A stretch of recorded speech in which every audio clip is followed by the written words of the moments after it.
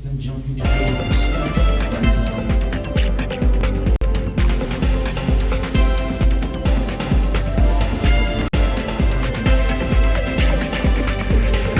school managers are spending billions. There are almost 365,000 teachers not exclusively answerable to commission. There's also tussling over the 1.3 billion training of CBC for teachers. The commission is also sidestepped the ministry to draft the bill. Well, there's just a lot that you're going to read at this story that has been covered on page 7. There's on page 4 something that we're going to talk about this morning. Kenya Kwanza azimio camps in fresh ABC war. A panel appointed by President RUTO has started the recruitment of poll commissioners, prompting threats of street protest by allies of opposition leader Raila Odinga. That story has been covered on page 4. Now, that story that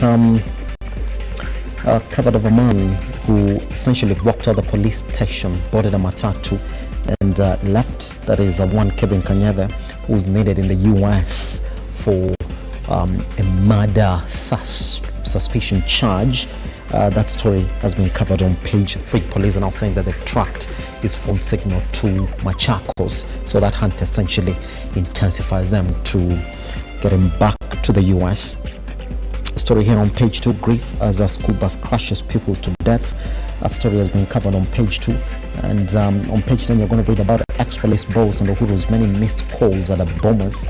Retired senior police officer Kinguri Wangi, who died yesterday, was a man of many firsts and controversies. We're going to read that story on page 10. On the back page, yes, if indeed you're just waking up to this morning, it didn't go to Nigeria. Ivory Coast have AFCON as it currently stands. And that particular winning goal scored by one Hola, a man who essentially has come from beating cancer to scoring the winning goal for Ivory Coast in the just concluded AFCON in Cote d'Ivoire. So congratulations to Ivory Coast this morning.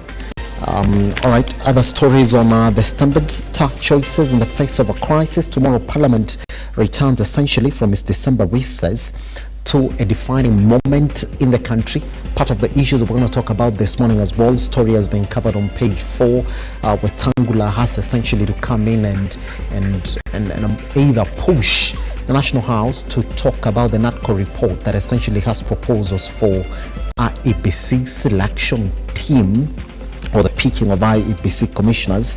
There's a story here that's been covered. That story has been covered on page 4. On page 3, you're going to read about shock at another brutal murder of woman in a hotel. That story has been covered on page 3.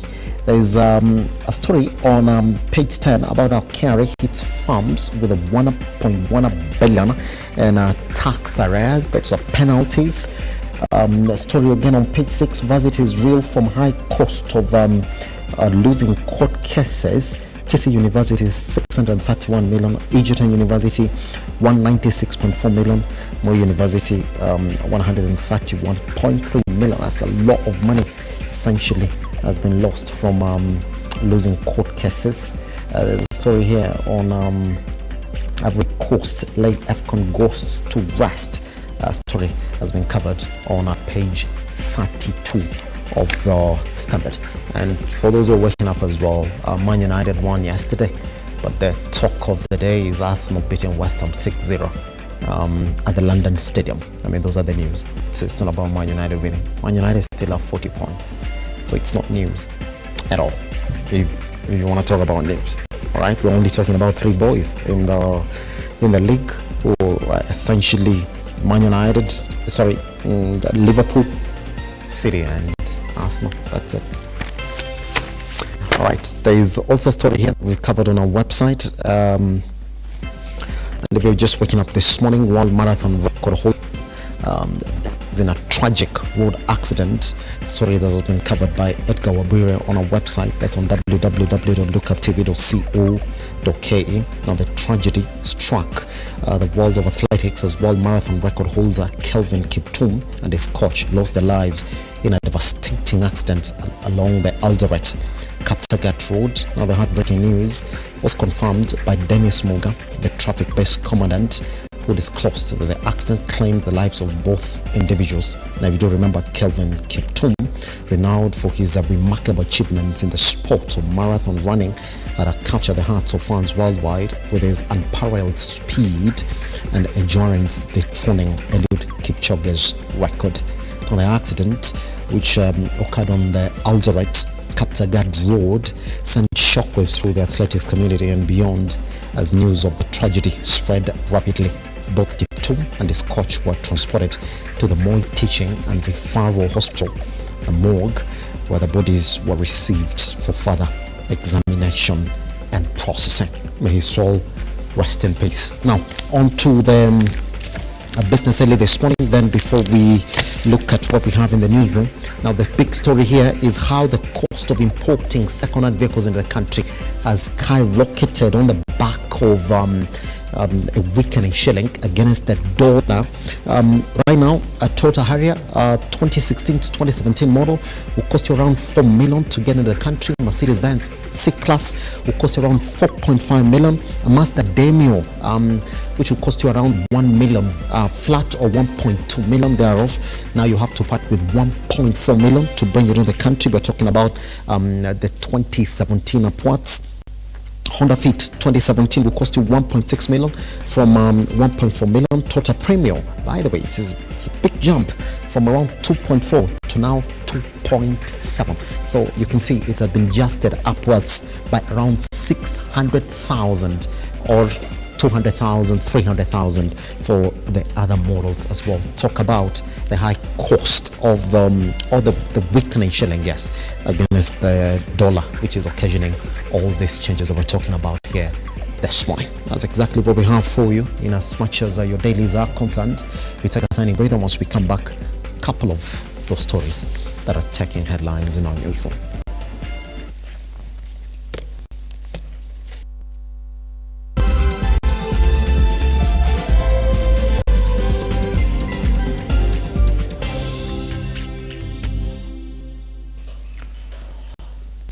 Welcome back. Health Cabinet Secretary Susan Nahuminja has promised to address the challenges facing the health sector through the new Social Health Insurance Fund, SHIF, a program that will see Kenyans reduce healthcare payments from 500 shillings to 300 shillings. Speaking at a church service in Trans Nzoia County, Nahuminja emphasized that the new health laws will facilitate the provision of healthcare services to all Kenyans, taking effect from March 1st. Let's take a look. Kuna watu kati yetu ambao ni wazee wakongwe hawawezi hata hiyo 300. Serikali ya Kenya Kwanza chini ya Rais William RUTO na naibu wake Rigathi Gachagua wanaenda kuwalipia bima ya afya. Health Cabinet Secretary Susan Nahuminja has announced reducing the burden of health insurance payment for Kenyans from 500 Kenyan shillings to 300 shillings through the new Social Health Insurance Fund. Nyinyi mnajua bima ya afya, wale wa mapato ya chini walikuwa nalimpa shilingi 500. Lakini sasa Rais na naibu wa Rais wamenipatia fursa na tumepunguza hiyo kutoka shilingi 500 hadi shilingi 300. Speaking at a church service in Trans Nzoia County, Nahuminja highlighted that the health sector faces many challenges, but it is a relief for Kenyans of all levels to access quality medical services with the implementation of the new health laws. Zile sheria ambazo nimeleta za afya ni kuhakikisha ya kwamba wewe Mkenya, ile hospitali iko karibu na wewe, ukienda unapata mhudumu wa afya, unapata dawa na unapata vifaa vya kuhudumia. Additionally, the new health laws will enable persons with disabilities and the elderly and the low-income Kenyans of the 300 Kenyan shillings health insurance fees paid by the government. Kuna watu ambao hata kati yetu ni walemavu hawafanyi kazi yoyote. Kuna watu kati yetu ambao ni wazee wakongwe hawawezi hata hiyo 300.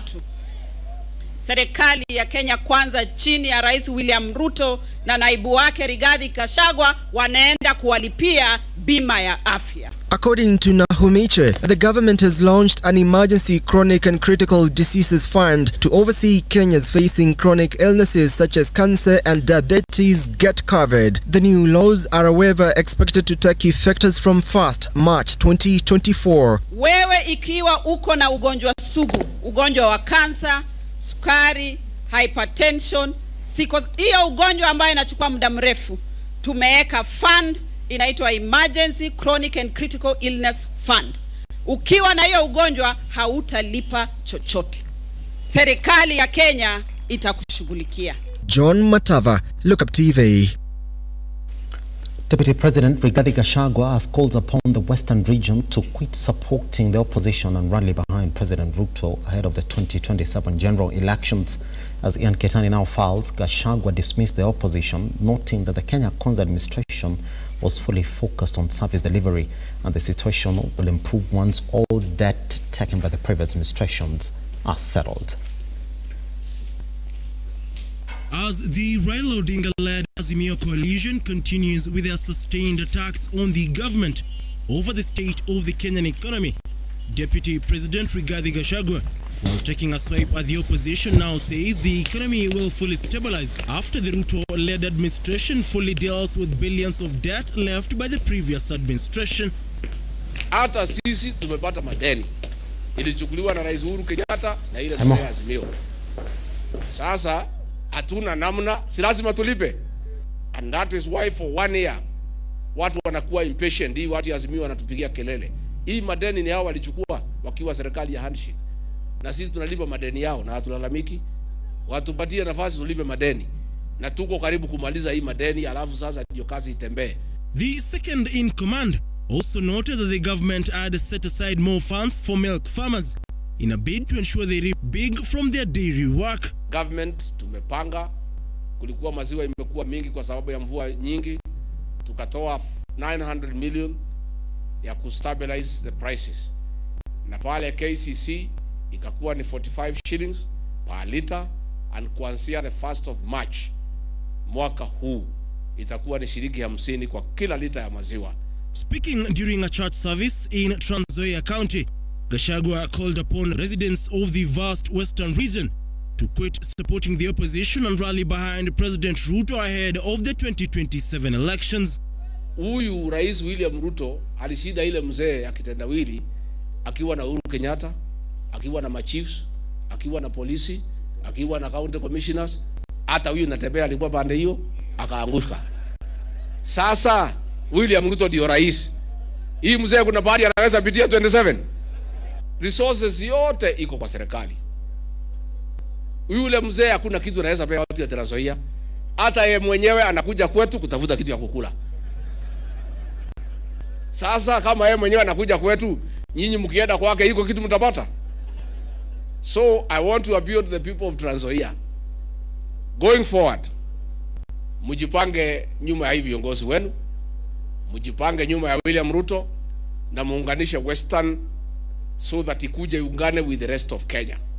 Gachagua further cautioned teachers over sending students home over fees owed to the institutions or any other additional levies. Mwalimu asikuse mtoto ati mambo ya uniform na mambo ya dawati. Kama mzazi hana pesa ya uniform, asome na ile ya zamani mpaka ile ingine ipatikane. Na tumeambia walimu, rais amesema na nirudie nikiwa hapa Trans Nzoia, wewe mwalimu ukifukuza mtoto wa JSS kabla afike nyumbani, wewe utakuwa umetangulia. Tumekubaliana? Na kwa hivyo tunataka kuambia walimu wetu, let them not send our children home unnecessarily over levies and unnecessary fees that they are introducing at the school. National Assembly Speaker Moses Wetangula, on his part, called on the Ministry of Agriculture to fast-track the distribution of fertilizer to farmers as the planting season beckons. Kwanza ni kuhimiza wakulima wetu. Unajua wakulima wa Trans Nzoia, nyinyi ndio mnalisha Kenya. This is the most food secure county in Kenya. Muna produce 1/3 of the cereals of this country. Na lazima wakulima wetu wasaidiwe. na rais amesema ile mbolea ilikuja mwaka jana itakuja maradufu, ili yule mkulima alikuwa anatumia mfuko moja kwa eka atumie mifuko 2. Serikali itahakikisha hiyo mbolea, bwana DP, ikuje, kwa sababu naona mawingu vile metanda, msimu wa kupanda umekaribia. Wiper Party leader Kalonzo Musyoka has threatened that there will be nationwide protests if a proposal to oust Chief Justice Martha Koome is realized. Speaking during a church service at Mudhara, Tigania East in Meru County Sunday, Kalonzo said that he is privy to a petition filed in court seeking the removal of Koome, which he says is an outright attack against the judiciary. Rugaival with the details.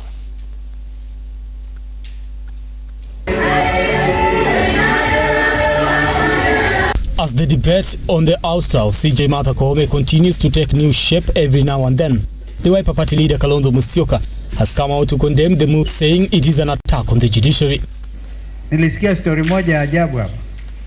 Chief Justice Martha Koome alipatia watu wa Kenya serikali, sisi tulikuwa tumepinga. Akatoa uamuzi, hatukukubaliana nao, lakini tukaajibika. Sasa siingiliwe tena. Chief Justice Martha Koome ni mtoto wa Meru. Ni kweli si kweli?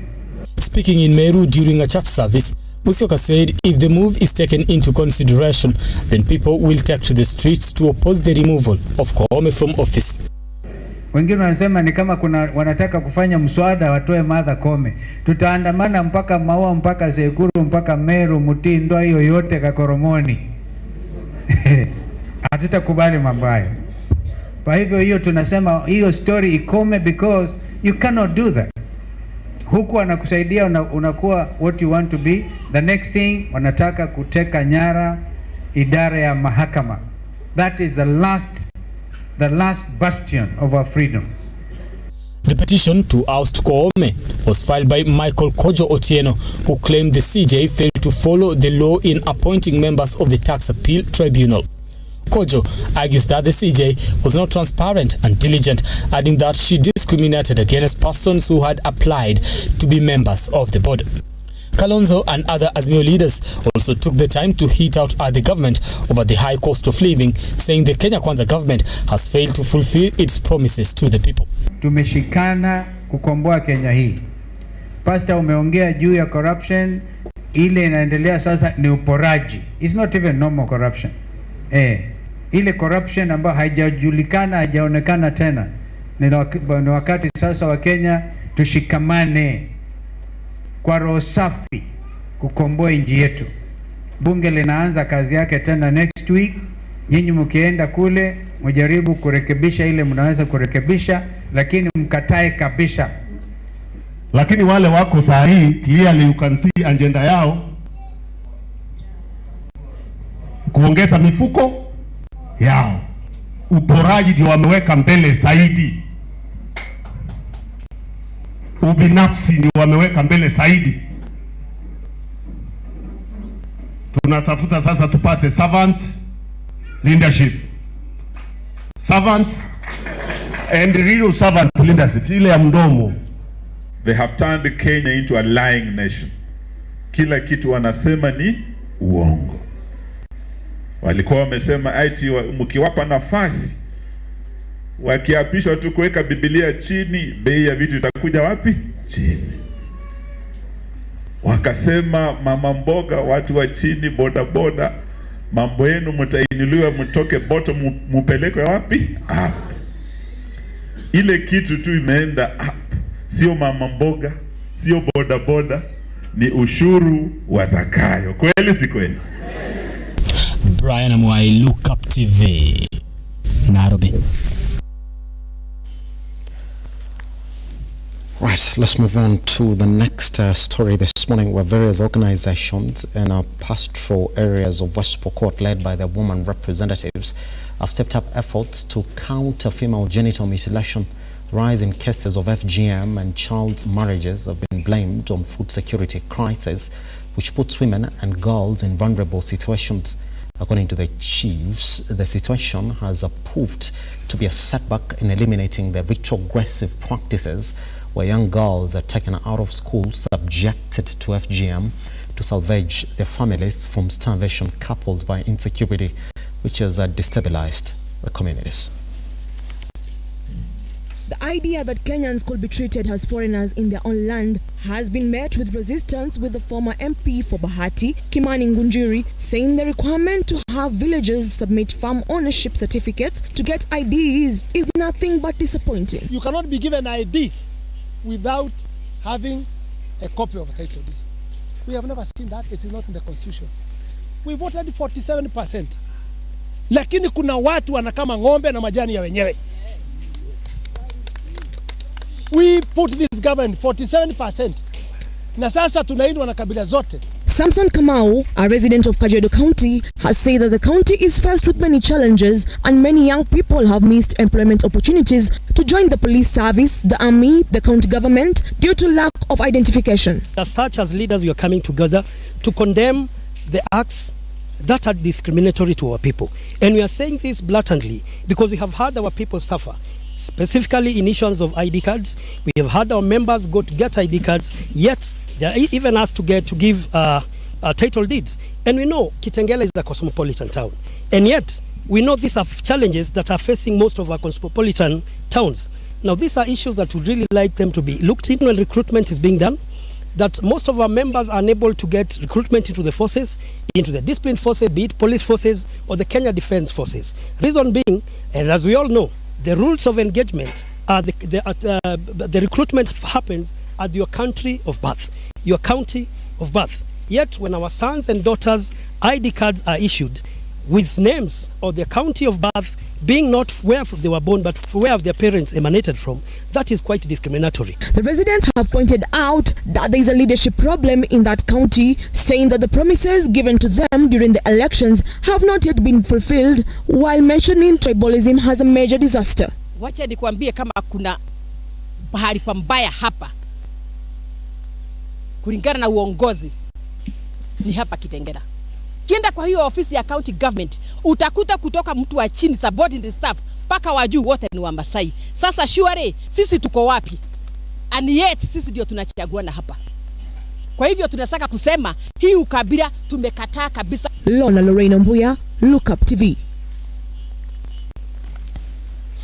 So the members of parliament are coming back from their long recess. Been out for quite a long time. Since you broke for your holidays, they've not been back. It's a good job, isn't it? It's when they're coming back tomorrow. But then they come back tomorrow when there's just a lot that has to be fixed or talked about in this government. Case in point, there is an ongoing conversation about legalizing, number one, SHIF, and number two, the housing levy. But then on the side of that, there's a NATCO report that is sitting right there at the National House. Now here's a question that we're asking this morning though. Moses Wetangula, the Speaker of the National Assembly, might decide to go by the court's ruling and allow that particular committee that was chosen by the President to continue doing their interviews and get us our EBC commissioners. Or he might decide then to call upon the members of Parliament in the National House to speed that process so that he averts a national crisis where Raila Amolo Odinga and his allies are saying they will go to the streets. Just a lot that has to be spoken about. But then on the side of that, remember on our poster this morning, we did ask you, decision time azimio, which way is it gonna go? Raila Amolo Odinga spoke this weekend. He said, well, even if it's him or Kalonzo, I mean, what he really thinks about is the strength of their coalition. Is that already a sign that he's ready to support one Kalonzo Musyoka in the 2027 running? Once we come back right here, those are some of the issues that we're going to look at this morning. I can already see Mr. Mungai seated with us in the studio. We're waiting for Agalo to just walk into the studio shortly so that we could start those conversations this morning online and Lookuptv across all your social media platforms. I am Kiage Simba. Mr. Mungai, how are you doing, sir? Yeah, happy to have you around, man. Happy.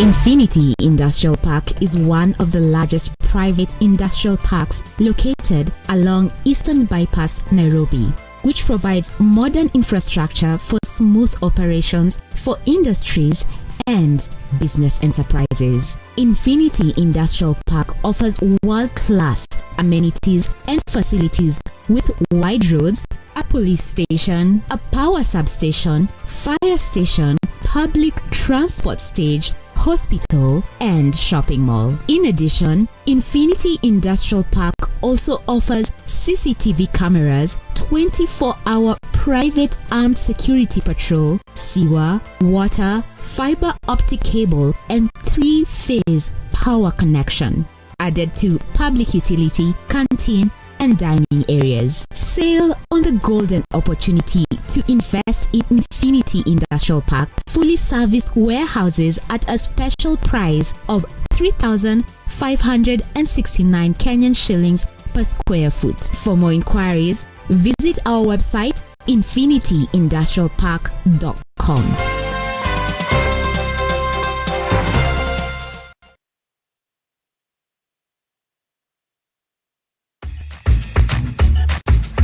We are at Precious Children's Home here at Dawn Home, and we've come to give out some food donations and have a good time with the children over some lunch. My name is Jennifer Njeru, the director of this children's home. Tell us a bit about the children's home. How many kids do you have here? Okay, I started this home in 2015 with about 6 kids. These kids are orphans, but some of them are orphans, some of them are from those needy families. Yes. And then I get them through the chief, the pastors, and friends who know about them. Yeah, I have 23 right now in the home. Okay, and then I have 5 in high school who are not here with us. You brought us lots of food, we didn't have food, we only had 1 bale of unga ugari, which only takes 3 days. It will be through, but the food that you brought us is a lot. We are so happy, extra happy. And may you continue coming. So of course, remember 25% of your Lotto ticket goes towards the Lotto Foundation and helps different charities across the nation. Okay. So thank you so much to our players. We are able to do this because of you. So we are very thankful. Every time you play Lotto, 25% goes to the Lotto Foundation, which supports our fellow Kenyans through various causes. Thank you for your help. Together, we are changing lives.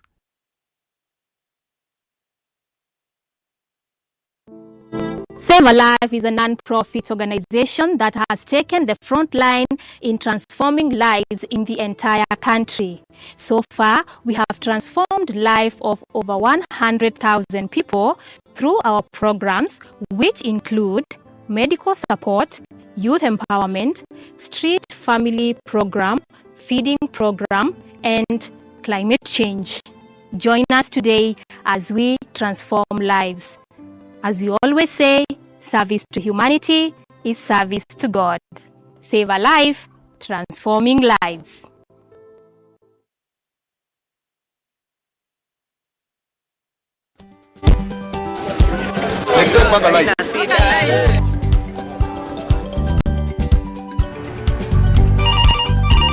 Tere, mambo ni mawili, kufikisha, kumwaga na kurudi. Kulala ni mwaka mpya.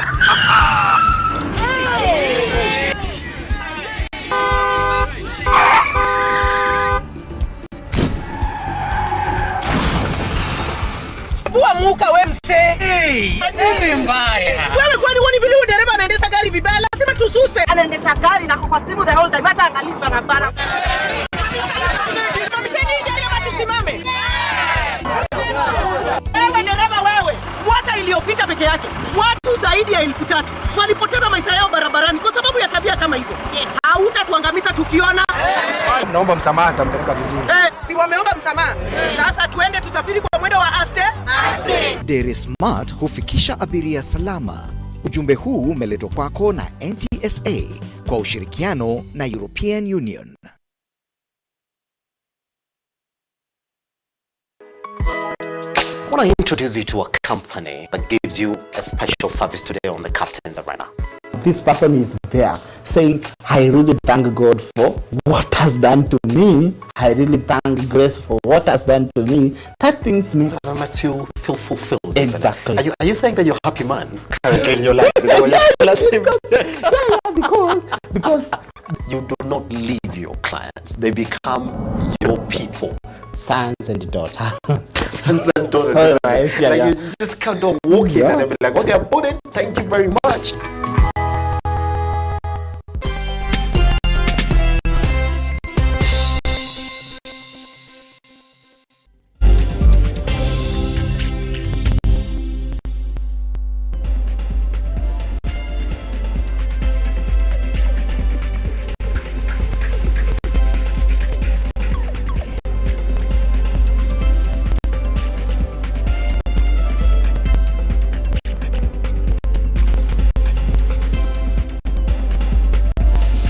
Alright, welcome back to the Morning Drift. My name is Simba Kiage. In case you are just joining us, we are online on Lookuptv across all your social media platforms. Let's talk about the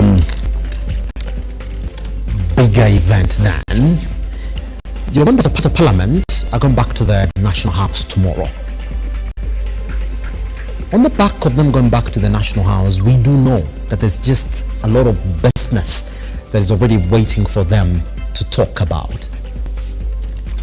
Now, top on that is what has become a court battle between the government and the Azimio coalition, which is essentially that development agenda that has been hitting walls. You can say that the health agenda or the chief has been given a green light by the courts, because Health CS Nahuminja has already announced that those deductions are going to be effected from the 1st of March 2024. So what is left then is for the members of Parliament to try and figure a bigger issue that they have to or not at this point. Well, joining us this morning then to talk about this particular issue and many other things that we're going to talk about this morning is Mr. Mungai Eric, as we are also waiting for Eric Regalo to walk into the studio shortly. Mr. Mungai, let me begin like this. REBC is an issue that the National House has to look into. I mean, now they have a chance to either go back on it or completely close their eyes on it, because the courts have already ruled on this particular one. What we do understand is that that selection panel that was put in place by one President Dr. William RUTO is already started the process of convening so they can do the interviews to give REBC their commissioner. So it leaves one man, Moses Wetangula, to either close his eyes on it, things that's already a ball that is rolling, or to look at it afresh and say, let's talk about this particular issue. What does he have to do once they come back? Thank you, Simba. Good morning, our viewers. It's another good Monday morning, and there's usually a lot of traffic of late. I am not sure whether it's, as I always say, the economy that's doing well, or it's end month, or I've never understood the dynamics of traffic nowadays. But nevertheless, it's a good morning. It's good to see our viewer. Karibu sana. This is Look Up, where we look up to good stuff, look up to information that assist us in building the nation. And I must start by commiserating with the family of Kelvin Kiptum. You know, as a nation, we are mourning an icon. And when I heard the news towards this morning, something came to mind. And I asked myself why we keep losing young icons, either to accidents or to drug-related issues. And I just thought to myself, Simba, you know, every 5 years, in every community, we have elders. We have elders that endorse so and so for president, elders that endorse so and so for president. And I was asking myself, if we as a nation are unable to protect the best talent that we have, and we as a nation are unable to go out there and consolidate the gains that we have made, yes, isn't it maybe time that our elders took matters into their own hands? For this reason, you know, Kiptum was a young man. Just 24 years. Just 24 years. And when you look at the vehicle he's driving, the fact that he was driving himself and the coach, you know, I'm left to wonder, someone who has broken a world record that was just ratified the other day, wouldn't it be incumbent upon the state to sort of provide them with some security, some drivers? I was just thinking, you know, I really thought hard about it, and I thought, you know, if you look at the National Commission for Cohesion and Integration, the work that they do is actually mostly done by our athletes in terms of uniting the nation. Because every time an athlete wins, I have never heard anyone say that, you know, that's a Kalenjin who has won, that's a Kalenjin business. Yes. I mean, when they win at the world stage, it is a Kenyan affair. And so they do a lot of work uniting the nation. When you see the perks that the commissioners of National Integration Commission get, including a government driver and a bodyguard, I ask myself then, isn't it our responsibility as a nation to provide these number one tourist attraction earners in our country, cohesion builders in our country? How much would it cost to just provide them with competent drivers and a competent bodyguard, as opposed to taking 10 police officers and lumping them to a politician? Maybe there is room for improvement, and I think as a country we have failed the young people that are carrying the banner high. Maybe we need to intervene as a community. We agree that the state has failed us, and maybe it is time for them. Because if elders can come and crown a head of state, you remember the Talai clan, you know, RUTO going to seek blessings from them. I think the Kalenjin community also need to sit back and ask themselves, I mean, these athletes that we are losing, what can we do as a community? Because sometimes if you see that the state in one way, and that is not to say that prominent people should not die, but it's just to say that, I mean, at times we have to go back and say, you know, these are our young people. Just like we nurture political leaders, we also need to nurture this other caliber of leaders. And that is to commiserate with the family of Kiptum and the athlete fraternity. The second thing you've asked is that Parliament is coming back. The National Assembly will start sitting from tomorrow. Their entry is not necessarily full, but there are a myriad of issues that they need to tackle. One of them, they need to discuss the NADCO report, which was tabled by Kemani Ishongwa and Opio Wandai. You remember it was a joint secretariat. Then secondly is the issue of affordable housing. There is a bill that needs to be settled. And you remember the Attorney General the other day seeking to have the House consider the views of Senate, because housing is a county issue. It's a devolved function. Yes. It's not a national government function. Then lastly, we have the IEBC issue that needs to be sorted. And the IBC it's a Monday morning. It's a Monday morning. And the IEBC issue reminds me of the Solomonic movement, where Tangula has an opportunity to make a Solomonic ruling, just like one Kenneth Marende. At one time when there was a contention, I think it was between the Honorable Prime Minister and I think there was also Kalonzo involved. I can't quite recall. And Kibaki was also involved. And there was a decision which, if made, would either... so Kalonzo then was on the side of Kibaki because he was the vice president. So either way he made a decision, it would favor Kibaki. That would be an issue. And I think the issue was the issue of majority leader or something. I can't recall correctly. And if he also made a ruling, it would have been seen to favor the what's it called, Pentagon, that side. And so he had quite a difficult task on his hands. Finally, he took the role from either of the parties and put it upon himself until a time when both of them had consensus. And it was seen by and large by a majority of Kenyans as a Solomonic wisdom. Yeah. But, you know, following after that, I think that was the last Solomonic wisdom we've had from a speaker, because we had come from Ole Kaparo,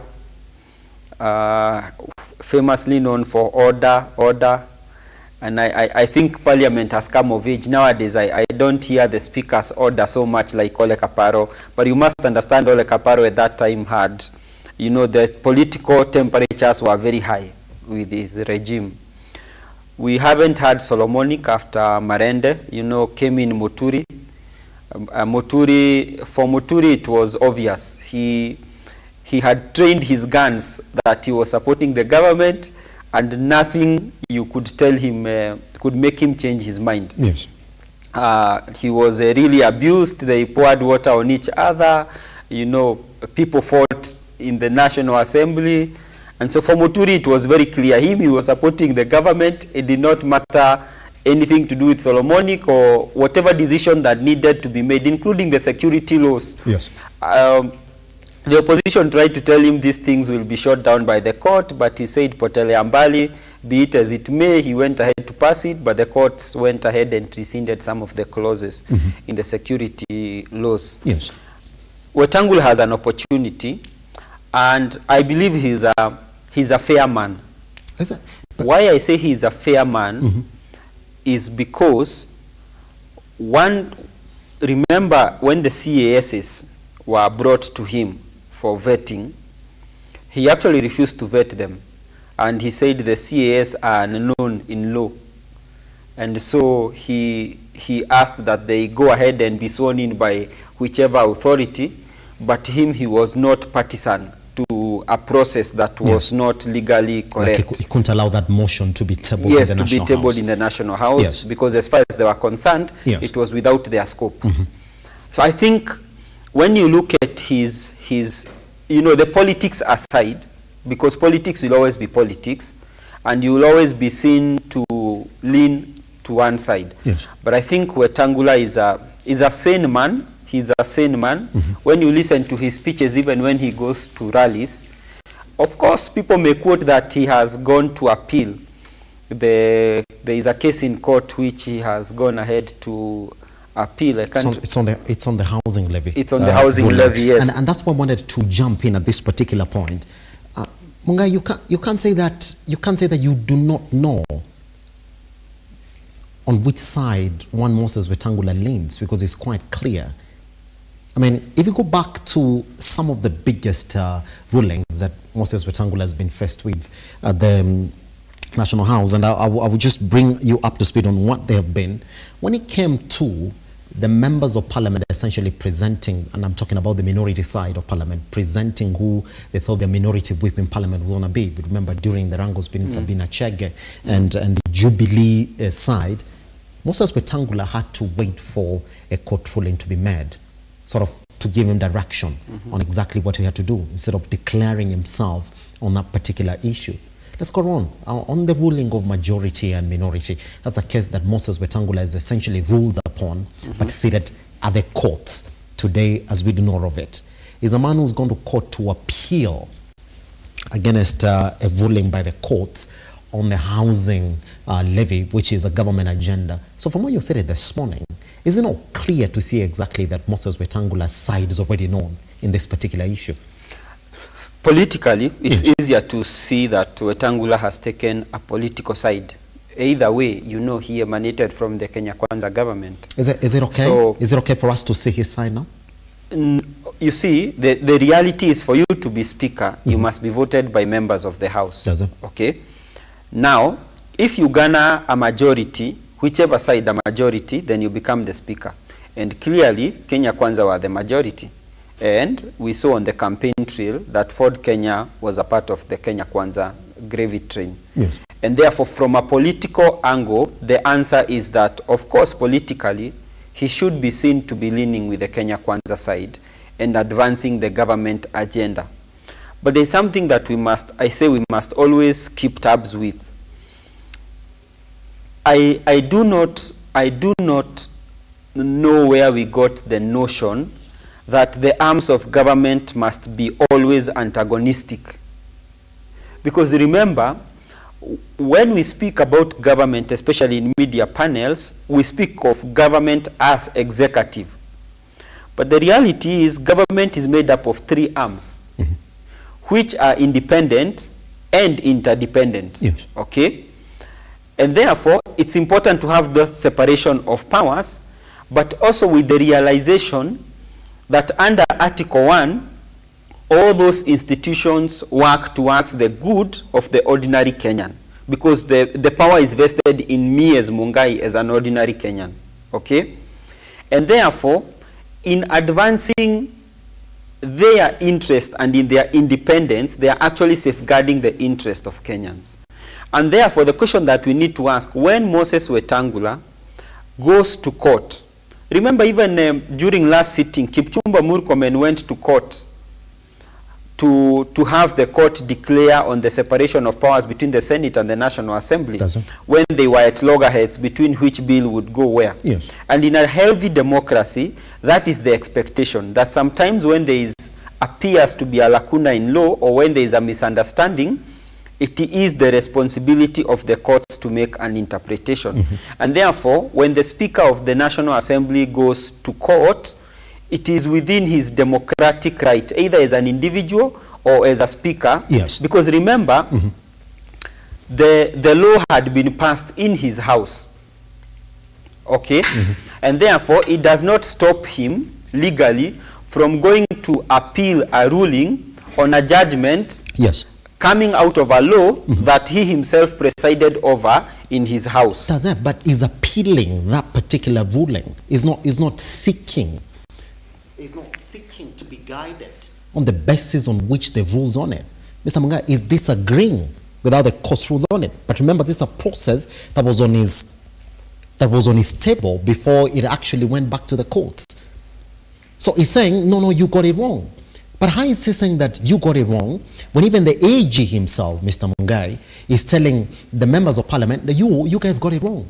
He wants that particular decision to go back to the Senate because he's saying, well, the county governments essentially have to be involved in it. The AG did not say that they got it wrong. He actually said it. The AG cautioned, you know, I always say, there is a difference between what is reported and what is actually said. And what is actually said. In essence, both should be the same. Yes. Both should be the same because actually you report what I say. Doesn't. But also, there is how you craft a language so that viewers are hooked to the material that you have presented. Yes. And the reality is, the AG did say that based on the way the National Assembly is crafting the new affordable housing bill, there is a potential problem ahead with regard to the fact that when the majority leader was presenting the motion, he had said that the bill does not touch on counties. Does it? But he said the reality is counting is a devolved, housing is a devolved function. Yes. And therefore, because it is a devolved function, then it must go all the way to the Senate for concurrence. Yes. Okay. Let me read for you, and I'm sorry for cutting you short, Mr. Mungai. So let me read for you where I'm getting the point that, well, it did tell them you got it wrong. I'm going to read it for you on this particular area. Finally, this is the last submission that we have on it, that I want to emphasize, that's the AG last week. I want to emphasize this because I did not, in the memorandum of the bill, that the sponsor of the bill, who is essentially Kimani Ichung'wah, said that it does not concern counties. Goes on to say, I think, now take note of this, Mr. Mungai, we will be cheating ourselves. Goes on to say, there is no harm in the Senate also considering this bill. And if they make amendments, there can be mediation on the bill. That's him saying, you guys, And we'll what's the difference with cheating what ourselves. what's the difference with what Mr. I'm Mugai, saying? if I come and What's the difference with what I've told if I come and tell you, oh, you're cheating yourself if you think that you're going to win an election. And that's why I said, as the Attorney General, yes, he has the legal mandate yes, to advise government. That's it. Now, government, as I have explained, is the three arms yes, of government, okay? He has a legal mandate. That's it. Okay? But this time specifically, it was speaking to the members of the National House. Correct, yes. That's it. Which is not in contention. That's it. What I am simply saying is that he advised them that in the crafting of this bill, particular bill, yes, please include the Senate because housing is a devolved function. That's it. That is what he's telling them. That's it. He's telling them the way this bill has been crafted by the majority leader, That's it. and clearly stating that this bill does not require concurrence with the Senate, yes, is a misnomer in itself, is not correct. That's it. So what he's telling them is, should you proceed with it like this, there is room for mediation, but do not proceed in that direction. That's it. Now, so I mean, there is no contention between what you're saying and what I am saying. That's it is it's just, only it's that just a the matter way of you're language. framing it, It's just the a way matter you're of language, framing it is antagonistic. No, it's but not. The way I'm interpreting That's it is that he was dispensing his legal mandate. That's it. If I tell you you're cheating yourself to think that you're right, that's me telling you that you're wrong. But yes, exactly. There is no difference between Yes. saying I am cheating myself. That's it. It's just choice of language. Good. I could also say, please, instead of, I could use a more polite language That's and it. say, instead of this, do this. Or I could use the language that he chose, you'll be cheating yourself. That's it. But the reality is the outcome should be the same. Pretty much. Regardless of the language. Pretty much. Just before I bring in Mr. Ragallo, who's just joined us this morning, I want to read for you another area. So you see the position of Moses Wetangula in this. So when we say, how is he going to react, we sort of have an idea. I'm going to come back and tell you, when he was asked, the AG as well, it was told that there's a possibility that in this particular bill for housing levy, somebody can buy all the houses using proxy. Do you know what he said? I'm going to go back and say, I have also thought about it myself. Direct quote, it's a real possibility. But the ministry seems to suggest that they'll put in measures to avoid that. Continues, but it's something that as a committee you must tighten the laws to ensure that one person does not purchase many houses using poor people. So here's a position that I want to paint for you this morning. So the AG is disagreeing with Kimani Ichung'wah. The AG is telling that advising, not disagreeing. Well, you're cheating yourself. He's advising, you're cheating yourself. He's advising, not disagreeing. Come on, Mr. Mugai. Let me bring in Ragallo. I don't think I'm going to break a nut here. And Ragallo today is shining. He's the knight in shining armor. Isn't it? Ragallo, good morning, sir. So if I come and tell you, Ragallo, you're cheating yourself if you think that you're right on this particular issue. Am I advising you or I'm telling you that you're wrong? I think now the Attorney General have found voice. Has he? Yes. He's always had one. He's never had a voice. He's never advised the president. The president is I will do this. And then he has two words. He has the I word and next week word. Yes. Next week you will have this. Next week this will happen. Next week I have demanded. Yes. I have ordered. I have told. I have, you know when someone uses I, that's someone you can't advise. He's him and him. He is I, myself, and he can only advise himself. So Attorney General came out two things. He talked about the housing, and he said what should be done in the housing. And Kimani Ichung'wah thought he could jump the Senate. He can't jump the Senate. Yes. Because housing is actually a devolved function. And what is the function of the senators? To oversight the functions of the county government, Yes. isn't it? One Yes. of them is even housing. Yes. So anything in the county is under the senator. Does it? So he oversights everything that happens. Yes. So you cannot say that you have devolved health, whereas you make decisions in the National Assembly and not include the the Senate. Pretty much. So, Kimani yes. Ichung'wah is a big boss. Yes. And he want to coerce everyone. It doesn't work like that. So when my friend here says that he advised Kimani Ichung'wah, of course he did advise a student who refuses to be taught. That's it. That if I use the word that you're cheating yourself, I mean, there's no way you're going to get positivity out of that. It's a negative connotation. You're cheating yourself. No, it's a reprimand. That's it? Yes. No, but and you only reprimand somebody who got it wrong. No, you see, of course, yes, there's a possibility that the majority leader has gotten it wrong. Yes. Remember, not a possibility. Yes. Remember, what I am saying. Got it wrong. No, you see, what I am saying because the is courts this. were also clear on this. What I am saying is this. Yes. I am not rebuking the Attorney General. That's it. I am agreeing with you. That's it. I am agreeing with you. So let me then ask that particular question then. I mean, if indeed the AG, who's the man with the appointed authority to come in and advise these various ministries and the National House committees on how to stick within law. I told them there is a problem here. I've also noted it, but you guys have said you're going to make it watertight. Why would then the Speaker of the National House go right ahead and appeal that particular ruling by the courts, knowing very well that the AG is right there telling them you got it wrong on this particular, which is what makes me ask you this morning. So don't we know his side, even as we wait for him to maybe table that motion in the National House? First and foremost, an appeal is a constitutional right. You cannot deny someone the right to appeal. Moses Masika Wetangula has the right given to him by law to appeal on any matter that is of national interest. No. Look, what you are confusing are two things here. You are confusing two things here. There is an active case in court that has gone for appeal. There is a process here that seeks to incorporate the views of the High Court. Okay? There is a process that is ongoing now, which is what, you see, when you're making a law, there is something called public participation.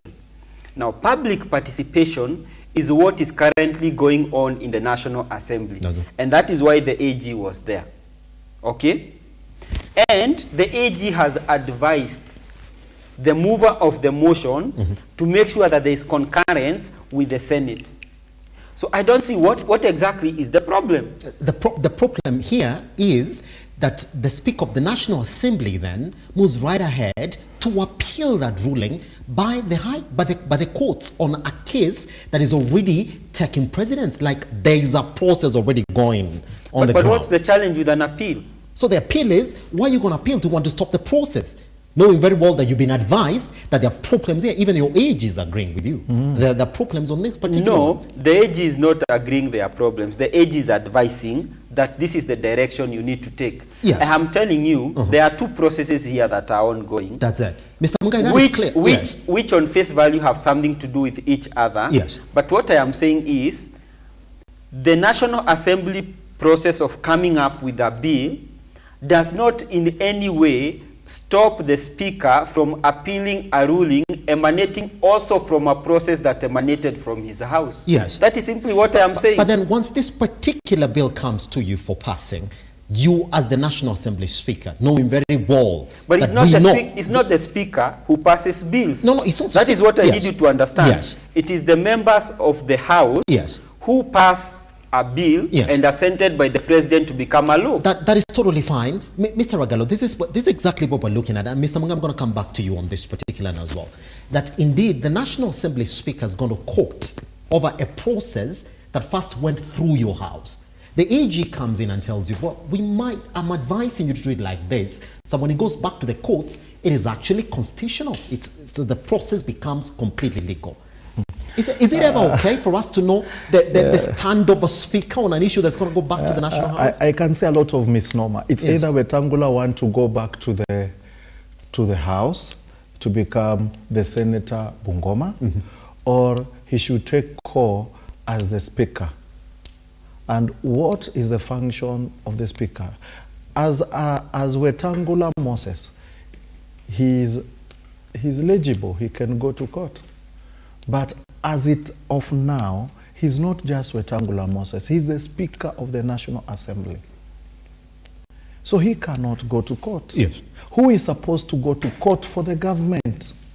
It's the Attorney General. not the speaker. I said that last time. Yes. And actually asked, why would the speaker go to court? What is his interest in the housing? Yes. What is his interest? And if at all these arms of government work in harmony, was it not right for the speaker to request an eye-to-eye with the Attorney General and offer his feelings to the Attorney General? Then Attorney General can go ahead and litigate for him on his behalf. I mean, should a speaker go to court over an issue that was taken care of in his own house? That's where the where now he passed some of these things. Yes. So he's going to court to accuse or to litigate against what? Against some of the things that he handled in the house. Yes. I mean, you decide with your wife that we are going to pay 10,000 school fee for this kid. Then after some time you take your wife to court that you are not sure why your wife is paying the 10,000 shilling and you would have wanted her to pay 5,000 shilling. Were you not there when you were passing that? Were you not part of the team that could have advised the House? Because as a speaker, you can advise the House. Who are the members of the House? The 200 and something members? Speaker being part of the member of the House. If you remember that thing in geography somewhere, we used to be asked some of these things in GHC. And if at all the Speaker is not a member of the House, then how did this thing pass him? Again, how many lawyers are under the Speaker that advises the Speaker? Lawyers who are employed by the Parliamentary Service Commission to advise, one, Mr. Ishongwa, two, the Speaker. So for Mr. Ishongwa to write what he wrote, the bill, of course he didn't write, let me be honest, he can't have a brain to write such. His lawyers wrote for him. His work is to present. Are the lawyers privy to the fact that we may talk about Ishongwa so much, but this is the lawyers? Are they, and his interest anyway, because he tells them do this and this, think this way. Yes. Are the lawyers not privy to the fact that you must work as per the Constitution? Yes. Because who are best knowledgeable to the Constitution are the lawyers. If lawyers could draft such a bill, then the lawyers should be asked a question. Hey guys, how could you surpass Senate? Attorney General is one person. How many lawyers sit under the Attorney General? The Attorney General lawyers look at the bill and say, hey, AG, hapa tutakuwa na ngori. Kuna mtu ataenda kotini na hii kitu itaenda kuanguka. Yes. Because tunaruka Senate. Hey, Attorney General writes a letter to and advises, don't jump the Senate. So my question is, Wetangula is going to court for what? Yes. And for who? And whose interest? Yes. If he has personal interest, then he should tell us. But he is working for the one government, which is UDA government, not for the Kenya government. He should as well go to Attorney General office and offer his issues. Then Attorney General can see how to handle them. Yes. Within the law, because the Attorney General is the chief government advisor as per the law and litigates for the government. And if at all Speaker is taking who to court, who is being taken to court here? An arm of government, taking an arm of government, a chief of an arm of government going to court. I'm not just saying anyone, a chief parliament going to court against a bill that is to be tabled in his own. But no, I mean that confusion. Where are we confusing viewers? Yes. Where are we confusing viewers? Okay. Wetangula has not sued anyone. I don't know why we are confusing. He's not, but we're asking he's going. No. We have not said he's gone. No, you see, let us stop confusing the viewer. Okay. It's very clear. Okay. Wetangula has appealed. He has appealed. Okay. The bill emanated, or rather the act emanated from his chambers. Yes. On behalf of either Parliament or whoever on his behalf, on his own behalf, yes, say that. He has gone to appeal to an already existing legal process. Nothing in law prohibits him remember he was an interested party, so nothing in law prohibits him from appealing the process. Yes. And that's what I am saying. He's not sued government. Yeah, that's what I'm saying. He's not sued judiciary. He's not sued the AG. He has simply appealed a legal process. That's it. That's what we're looking at, and I'm going to read it to you then, just before I pose the question to you then. I mean, Mr. Mungai, but we started by saying that it's not hard to see the side that Wetangula attacks. And do you know what? Now, the question that we're asking this morning is that this particular bill is still going to come back to the House. And the courts have not stopped it. The courts are simply saying, whatever you're doing is unconstitutional. Can you please make sure that this process is constitutional? And this particular bill is still going to come back to Moses Wetangula's table. I mean, if you wanted to make it as legal as you can, now you have the notes. Yes. Why then would you appeal the process? We are confusing Kenyans. Let me explain this. The High Court ruled that some elements of that bill were unconstitutional because they targeted a segment of the population for taxation and therefore went against the principles of law with regard to taxation. Yes. Okay? And with regard to equity and everything else. So what High Court did, they said that the act as was passed was unconstitutional and there needed to be a law that supported this affordable housing scheme. They said that just because you're going through a budgetary process, you cannot introduce an amendment clause. So they asked the government to go back to the National Assembly and craft a proper bill, a legal framework to support affordable housing. Yes. Now, that is what is currently ongoing through the National Assembly. Yes. It is through the motion of the Speaker, through the motion of the Majority Leader, that particular bill is in the National Assembly. Yes. Here comes in the AG and advises, the bill as crafted might get into legal headwinds again should you not seek concurrence of the Senate. Now, that's a process that is ongoing. Now, as a consequence of the High Court ruling, when a court makes a judgment, you have a window of appeal. Correct?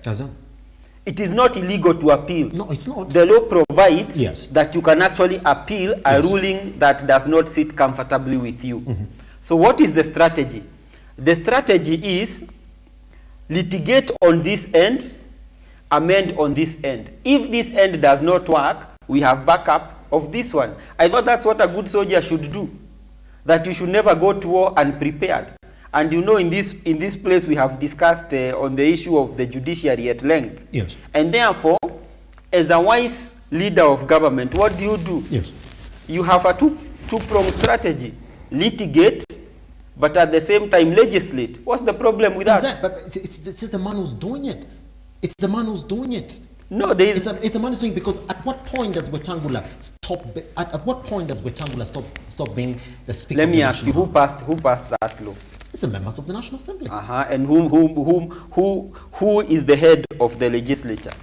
It is Moses Wetangula. So if it is the institution that passed a law, and the law has faced a legal headwind, then how does the law prohibit him from litigating against the same? At what point are you supposed to defend a motion as a Speaker of the National Assembly, or make sure that indeed the business around that motion is done and dusted? But how would you defend a motion? No, I'll not allow Kenyans to be confused. Let me come in here. Here's the thing, Mr. Let me come in here. But how do you defend a motion as a Speaker? Let me come in here. Are you supposed to defend a motion as a Speaker? Let me come in here. When what you've passed as a bill becomes law, or the bill that you've crafted is attacked, I asked a question. Who is the chief government litigator? Yes. Okay? So if a government has a problem, the Attorney General goes to court for the government. We've seen in the Uhuru government, the Attorney General was always in court against litigations of Justice Odunga. You remember? Yes. The Attorney General was always in court over 12 times. Over 12 unconstitutionalities in court, we would see who. And those unconstitutionalities were attack against a bill that has been passed by Parliament. Yes. I didn't see Justice Muturi then, who was the head of Parliament, go to court. And Justice Odunga quashed over 12 issues that were unconstitutional. I didn't see Muturi go to court and put a litigation in court. For our Chief Justice sitting back and someone else doing the job which is his, then I'm finding that is trespass of law. Because who is supposed to litigate that case? Is it Wetangula or is it Justin Muturi? If it is Wetangula, then let them swap.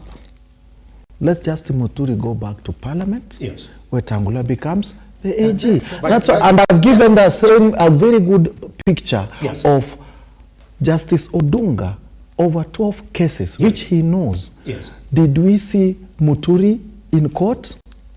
No, but the fact that Muturi did not go to court and set precedent. And who was going to court then? Does not mean that there is no opportunity to set precedents now. Which therefore makes me ask you this question.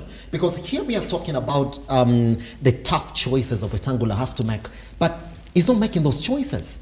I mean, over and over again, instead of us talking about him averting a crisis that is facing this country, here we are suspecting that he might not. Because if you go to court... What crisis are we talking about? We're talking about a crisis of Kenyans going back to the street again, because Raila Amolo Odinga is threatening. This is on which particular matter? This is on the particular for RABC, because now... Oh, okay, so that's a different matter. You see, that's a different... No, it's the same issue. Mr. Mga, it's the same issue. It's actually...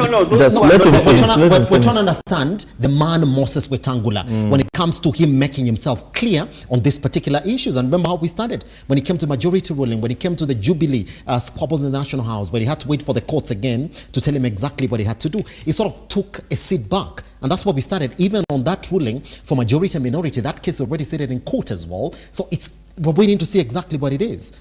So when it comes to us waiting for Moses Wetangula to make a decision, him going to court, is it not in some other way him having a vote on this particular issue? Already. Is there not a vote on this particular issue? Remember, he already has a vote. Yes. A vote, because ideally he's not supposed to have a vote. But I'm just saying he has a vote in quotes in the fact that the National Assembly, which he presides, passed the affordable housing, passed the amendments with regard to the revenue allocation bill, which became an act. So he already had a hand in it in as so far as it passed through his house. Yes. Okay? So in terms of him being an arbiter, you see, how does legislature work? Because you see, this thing of calling him an arbiter, saying that he needs to, yes, the speaker can make rulings on certain matters, but there are certain matters that will go down to a vote. And when those matters go down to a vote, it is taken that legislature has passed them, regardless of whether the minority opposed or the majority proposed. Okay? So when a matter goes through Parliament, then it is concluded that as the head of that legislature, because even when you're counting down your tenure, when you're retiring or when you exit the office, you're at liberty of saying, when I was speaker, we passed several acts of Parliament. Okay? So in essence, you're the head of whatever passes through there. And that is why I'm saying there is, because you see, you're making it look like the Attorney General is not represented in the ongoing court process. He is. No, he is. Then why? He is. Then why? Remember, That's why I asked. Remember. That's why I asked. If he's represented, then why won't the speaker give Attorney General his views? Then Attorney General proceeds. No, but nothing in law. Yes. It's not about law. It's about conscience and social justice. No, you see, I don't want to see conscience. No, we cannot speak about conscience here. For this special reason, conscience is different to different people. Because the same bill will come back to you. No, conscience is subjective. Yes. Let us talk about objectivity, because conscience, my conscience is not Ragalo's conscience, okay? My heart may be made of stone, Ragalo's may be soft, but okay? the question, Let us not speak about yes, conscience. but I'm wondering Let us speak about objectivity. You see what, if you speak about objectivity, there's going to be a question then that is thrown to you. I mean, how does the government work? If the government loses a case, there's an office that is called the Solicitor General's office that is supposed to come up with a proper appeal for that particular case. Which they have already done, but yes. nothing stops. Yes. They call them amicus. Nothing stops you from being there was a judgment. Yes. There was a judgment by a judicial magistrate who later became the judge, and he was questioned a very tough question. One day, one time, you were brought a rape case, or rather, a lady got pregnant at 15 years from a boy who was these years. Why did you release the boy? Now that is conscience. He asked the question. The boy is the one that feeds the lady. If this happens, you remember it was such a story. It brought a lot of story in Facebook. What would happen? And people are like, okay, now we have a judge who thinks. And they were like, yeah, ni ukweli. Ingeenda hivyo alafu ingekuwa aje. But under legal law says funga huyu because of defiling a minor. Are you saying this? So the conscience here of Wetangula, which is never there anyway, why would he go to court knowing very well? Okay, it's like an English teacher going to teach mathematics, knowing very well there's a mathematics teacher. No, but what? Why don't you take the problem to the mathematics teacher? Yes.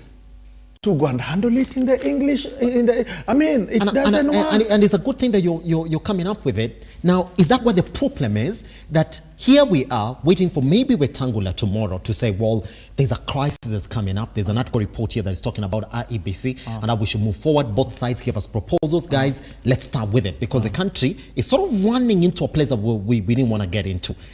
Are we here now questioning whether Wetangula is going to do that? Because we've seen exactly what he's done before. And that's what I'm saying, the wise Wetangula in quotes. Yes. Remember, the wise Wetangula said, UDA is the majority. Kenya Kwanza is the majority in parliament.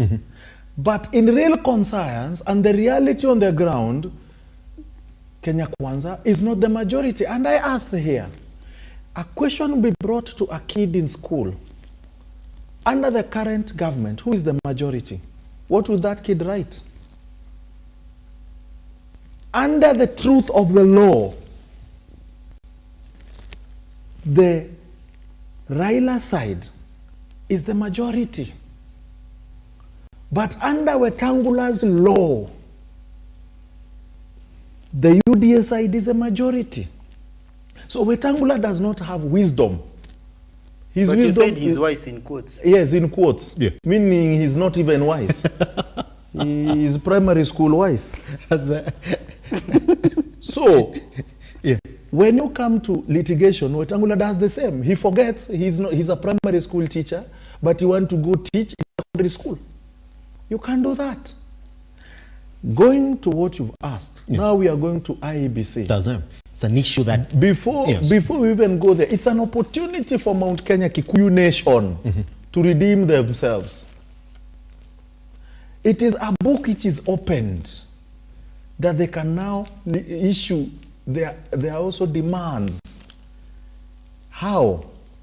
The 1 man, 1 vote, 1 shilling issue, it's still a thorn to them. They lost constituencies. Actually, Kiambu lost 6. Let me laugh at them because they're the people who are happy when it got away. They lost 6. Today they will be having 6 administrative units in Kiambu, meaning 6 employment units and 6. I mean, we look at devolution, that is total money, but they lost it because they were blinded. They have their deputy president and all that lineup. I'm saying theirs because he's not mine.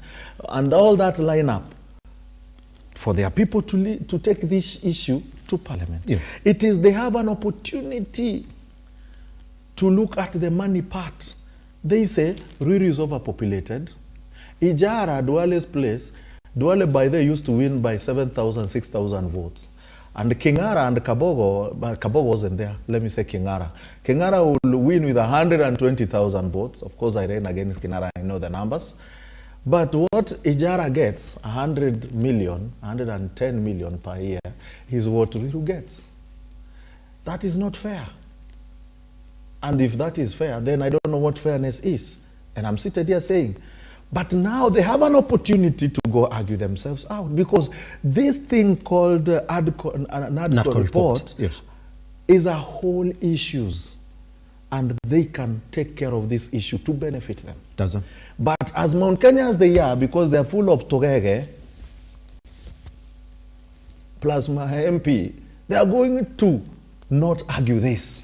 But you know that's a misnomer. It is Mount true. Kenya is not full of Tugege. Which is true. Because Mount Kenya... it is full of those MPs that are told to do what they do. Mount Kenya's population is made up of Kikuyus, Luos, Kambas, and many other tribes in this country.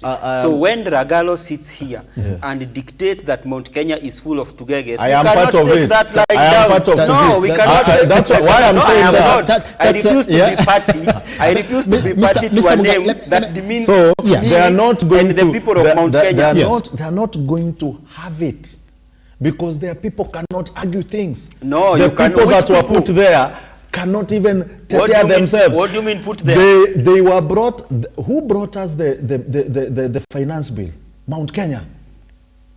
Mount Kenya brought us finance bill. It is not Mount that Kenya. is fixing us here. It's Kuria. Okay. It's Kuria, not Mount Kenya. It is Mount Kenya. It's Kuria. Who is bringing issues that are hurting Kenyans right now? Mount Kenya. It's not Mount Kenya, it's Kuria. It's only one woman in Mount Kenya that voted no for finance bill. Of all the MPs in Mount Kenya. One woman from Githunguri. But it does not mean she was right. She was right. No. You can be right alone and you stand alone against all the 99. No, you can or if it is 100. No, it's you see, even so, when you see people so that one woman was very wrong against 99. Yes, so what I'm trying to tell you, right, you will see what Mount Kenya will do here. They are going to stamp this. It is going to pass, and nothing is going to Mount Kenya. But anyway, going to IBC, it is an opportunity for Mount Kenya not to lose the most important constituencies. That's what I'm saying. It is their opportunity to redeem themselves. They must remember that we have constituencies that are going to be obsolete if IBC comes back and we go back to boundary delimitation. And if that happens, we'll have North Hire, for example, and many other for Teto, and for another constituencies. It is an opportunity for them to see how to manage this, or else again, they're in trouble. Other than them getting more constituencies, they're even going to get lesser constituencies. And now, the one man, one vote, one shilling will even ring higher and harder on them. My last issue, they have an opportunity to tell their people what went wrong, what went right. Because it's in Mount Kenya alone that I'm not finding MPs telling people the government policies. Actually, I've not seen. Kitambo, I used to see meetings everywhere. Dirikari. Now I'm from Mount Kenya anyway. I'm not talking of a place I come from. I can't talk about Nyanza. That's my ancestral home. I don't know. I'm from Mount Kenya. Nowadays they are quiet. They even don't know how to handle policies that are there because their people are mad. They should take this opportunity to talk with their people and tell their people what went wrong, what they could do right. And it's a time for Mount Kenya to now understand that they should get their own leader. They have 4 important people here. They have Kabogo Kiambu, okay? They have Nyeri, Mandela is called who? Deputy President, okay? Then they have Peter Kenneth in Muranga. Then they have Peter Munya in Meru. They need to get a leader, and they need to get a party. They should not cling on someone else's house and think they are comfortable in someone else's kitchen. They should know how to cook their own food and create their own food and negotiate for themselves. Because right now what is hitting them is they can't talk. As he knows the truth, but he will just blatantly lie to the viewers. No, let me rebut. No, I cannot be accused of lying to the viewer. No, first let me dispel the notion. Here's the thing. No, let me first dispel the notion that there is no Mount Kenya leader. I want to state clearly and categorically, there is no vacuum in Mount Kenya so far as it comes to leadership. This propaganda, this narrative is being peddled by Azimio and its supporters that Mount Kenya has no leaders. Let me tell you, we have leadership in place. It is true the Mount Kenya MPs now are discussing with their own populations and not in public barazas as Ragalo would have them do, so that then they would come and carry information. But I can tell you for a fact, being part of the process, that I know there are people sitting down, we have proper leadership, we have clear leadership, there exists a roadmap of what the community needs to do, and I can even tell you for a fact, and I'm saying it here on Lookuptv,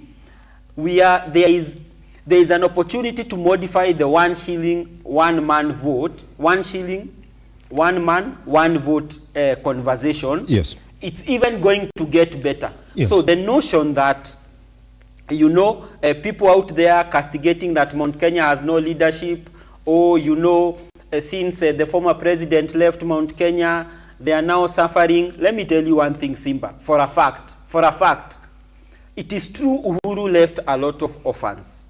And it is true that when you're left as an orphan, there is a grieving process. Yes. But the grieving process does not stop life from continuing. Okay? And therefore, it is okay for us in Mount Kenya to allow those of us that are grieving to go on with the grieving process and not stop them, because it is an important process to go about in life. But that does not stop the rest of us from rallying and building our community and the nation. But as to the ones that are grieving, let us allow them to go through the process of anger, through the process of denial, until you get to a level of acceptance. That's it. It is a granted process, and it is a process that we must allow Ragalo and his crew to go through, and it is okay. That's it. Mr. Mungai, but I want us to take a tiny breather. Once we come back with the other issues I want us to look at this morning, but I'll be taking one round question from you on exactly what you think if Moses Wetangula doesn't prioritize that NATCO report, especially on that one area for IEBC, knowing very well that now it stands between Raila Amolo Odinga and President Dr. William Ruto. Or does he? It doesn't seem like he is. And that's what Mr. Mungai is at pains of explaining this morning. I'm not at pains. I'm correctly explaining. Can you please use the right language? There's no pain involved anywhere. Once we come back right here on the morning drift, are we expecting a ruling that is going to come from Moses Wetangula, or we should not expect? Once we come back, I'll be picking the sentiment quickly at that, and then look at one thing. Raila Amolo Odinga has been speaking, and I will say what he said, since Mr. Mungai is quite clear about language this morning. He said, even if it's Raila Amolo Odinga, fine. Even if it's Kalonzo Musyoka, fine. All I want is a strong azimio coalition. Azimio coalition in 2027. Is it a thing that we can look forward to once we come back right here on the morning draft?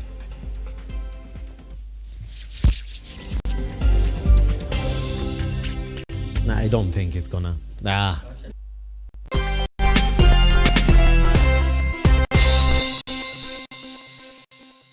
Kiangazi imedhiri sana katika area hii yetu ya Laikipia.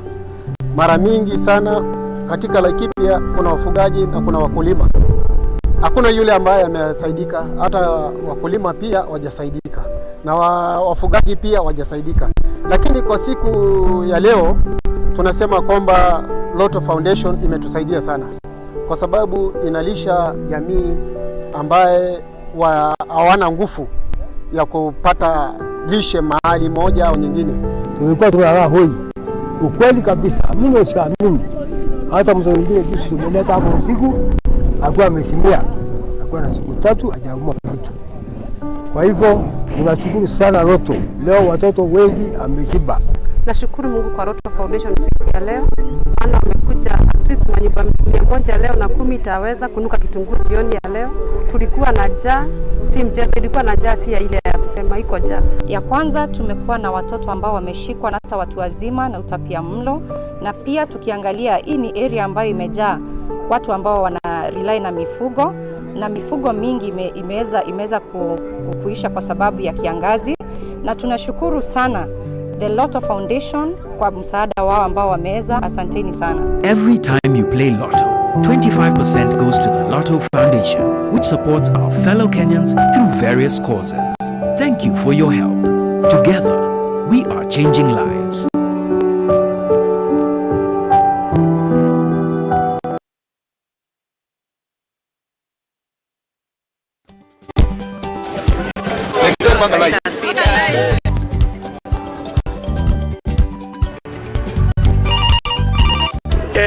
Mambo ni mawili, kufikisha, kumwaga na kurudi. Kulala ni mwaka mpya.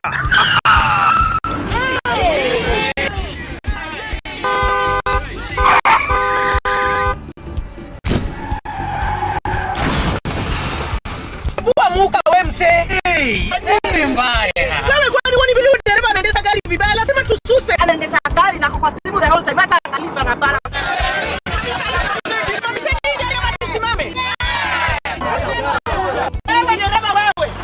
Iliyopita peke yake watu zaidi ya 3,000 walipoteza maisha yao barabarani kwa sababu ya tabia kama hizo. Hautatuangamiza tukiona. Naomba msamaha, nitampeleka vizuri. Si wameomba msamaha. Sasa twende tusafiri kwa mwendo wa aste. Dere Smart hufikisha abiria salama. Ujumbe huu umeletwa kwako na NTSA kwa ushirikiano na European Union. Are you a junior secondary school, a college, a TVET institution or a university and you want to advertise your intake? Book now and advertise with us today on both Lookuptv and all our digital platforms. Call us today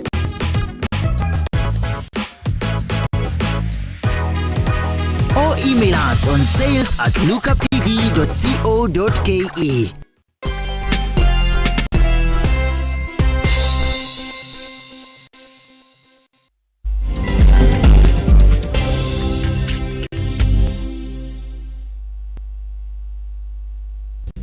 All right. Welcome back to the Morning Drift. My name is Simba Kiage.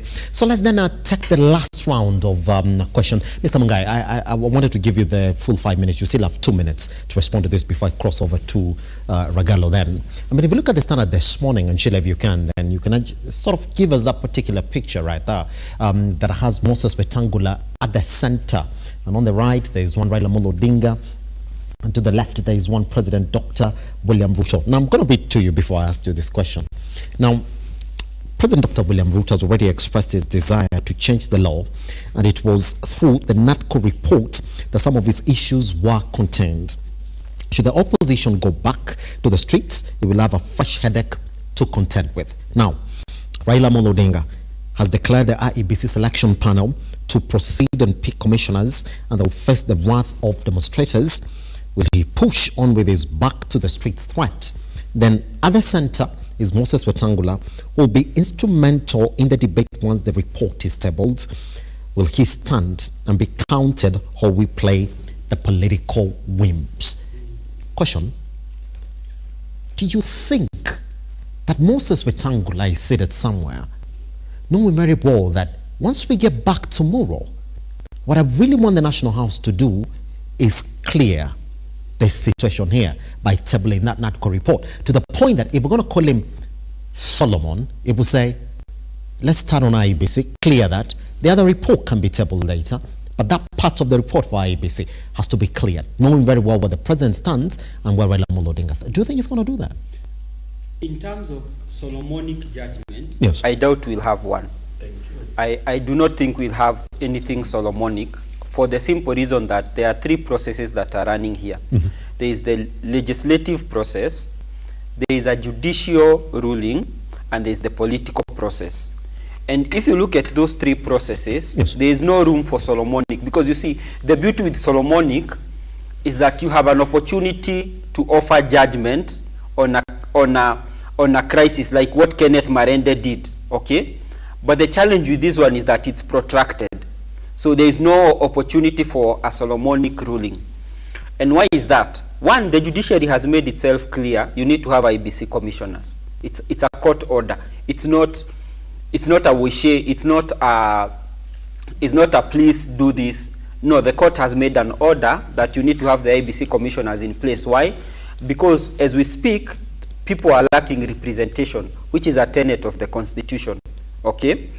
Now, secondly, there is a political process. The political process is where you have Raila saying we will go back to the streets, and where the president of the country has a constitutional right to make sure that those IEBC slots are filled up. So that's the political process as it looks like. Then now there is the legislative process where we have the NADCO report where Moses Wetangula is involved. Now, in my opinion, what is important, because the court has made a ruling, then the only two processes remaining is the legislative process and the political process. My view is that there is no opportunity for Moses Wetangula to be Solomonic. He just needs to refer to the principles on what they think and what he should do. Why? I have been observing political pronouncements of late. Yes. And I have been observing the Right Honorable Raila Odinga from the days of Maandamano to the man he is today. And I have seen that there is a sort of metamorphosis in terms of his language and tone. And why is that important? Because if you look at the issue of affordable housing, it was part of the reasons why they went to Maandamano. And he said, we don't want those houses completely. The government wants to steal from the people. You know, just deal with the cost of living, stop all these other shenanigans. Yes. But when you look at the tone and the language Raila Odinga is now using on affordable housing, it has sort of mellowed. He says, you know, even those affordable houses, they were my idea. In fact, as far as I'm concerned, the Kenya Kwanza administration stole the idea from me. Now he's saying, because it's a good idea and it needs to be implemented, rethink the way of implementing it. So now he's asking the president to rethink, instead of I will go to Maandamano if you implement. You see the change of language and change of tone. Why that is important is because if you look at the political life of Raila Odinga, he doesn't mellow unless a sweetener has been placed on his tongue. It's very difficult for him to mellow. So what that tells me is that there is an ensuing conversation behind the scenes, either between his people and the president's people, or between the two themselves. In fact, the president is on record one time saying, kwa nini Raila anakataa mimi nizungumuze na wengine, and yet tulizungumuza na yeye. And you see all along there has been denial that Raila actually had a conversation with RUTO. Now why that is important is because then it sets the stage for the NADCO report. Yes.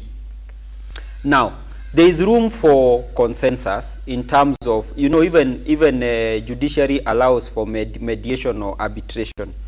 But what I suspect will happen is that in the spirit of implementing the NADCO report, they will have to agree and they can expedite the legal process. And why do I know they can expedite? Because Parliament sat down and passed the 3 laws on health very quickly. In fact, it is one of it. If Parliament were to sit and convey laws like that very fast, I think then we would be first world democracy in this country. So I do not foresee a situation where there will be a disagreement. In fact, I foresee that Raila publicly will denounce the process and everything because he must have a voice. But the reality is they will agree on implementing the NADCO report. And so what Wetangula just needs to do is wait for the troops to come to the house with the marching orders that they have been given from whichever quarters. And his work now will be to mediate the process and to birth the process. That's Bragalo. Same question. Wetangula will go for the RUTO. Just as he bungled the composition of parliament and ensured that Kenya Kwanza becomes the majority. Whereas if you give me a primary school paper right now, it's such a question, I will still write Kenya Kwanza is the minority, because that is the truth of the constitution. And that is what Okiya Mtata stands for. And I would say, like Okiya Mtata, I shall always defend the truth and the justice of the constitution. So the constitution of Kenya says the Raila team is the majority. Wetangula says UDA and Kenya Kwanza. Yes, Ragalo, I'm getting told your mic is kind of tripping this morning. I want them to come and look at it as well. No, yes. It's actually a good thing. It's actually a good thing because Ragalo has been lying Here's the thing. I want to take a minute just on it. You say it's not Solomonic, but look at where the president is saying. The president is saying, well, I've got no problem, gotta change that law. He's already giving a green light for that. So it's up to Moses Wetangula. Unless then it was just play. You see, I told you, Moses Wetangula does not act on his own volition. Moses Wetangula, so there is a House Business Committee that sits down and looks at what is important and what will go before the floor of the House. Does it? Now, once that House Business Committee sets the agenda, those issues will be brought to Wetangula in the House, and members will debate. So, as far as the debate is concerned, that's why I said the only thing that Moses Wetangula needs to do is wait for the troops to be marshaled elsewhere and come into his house.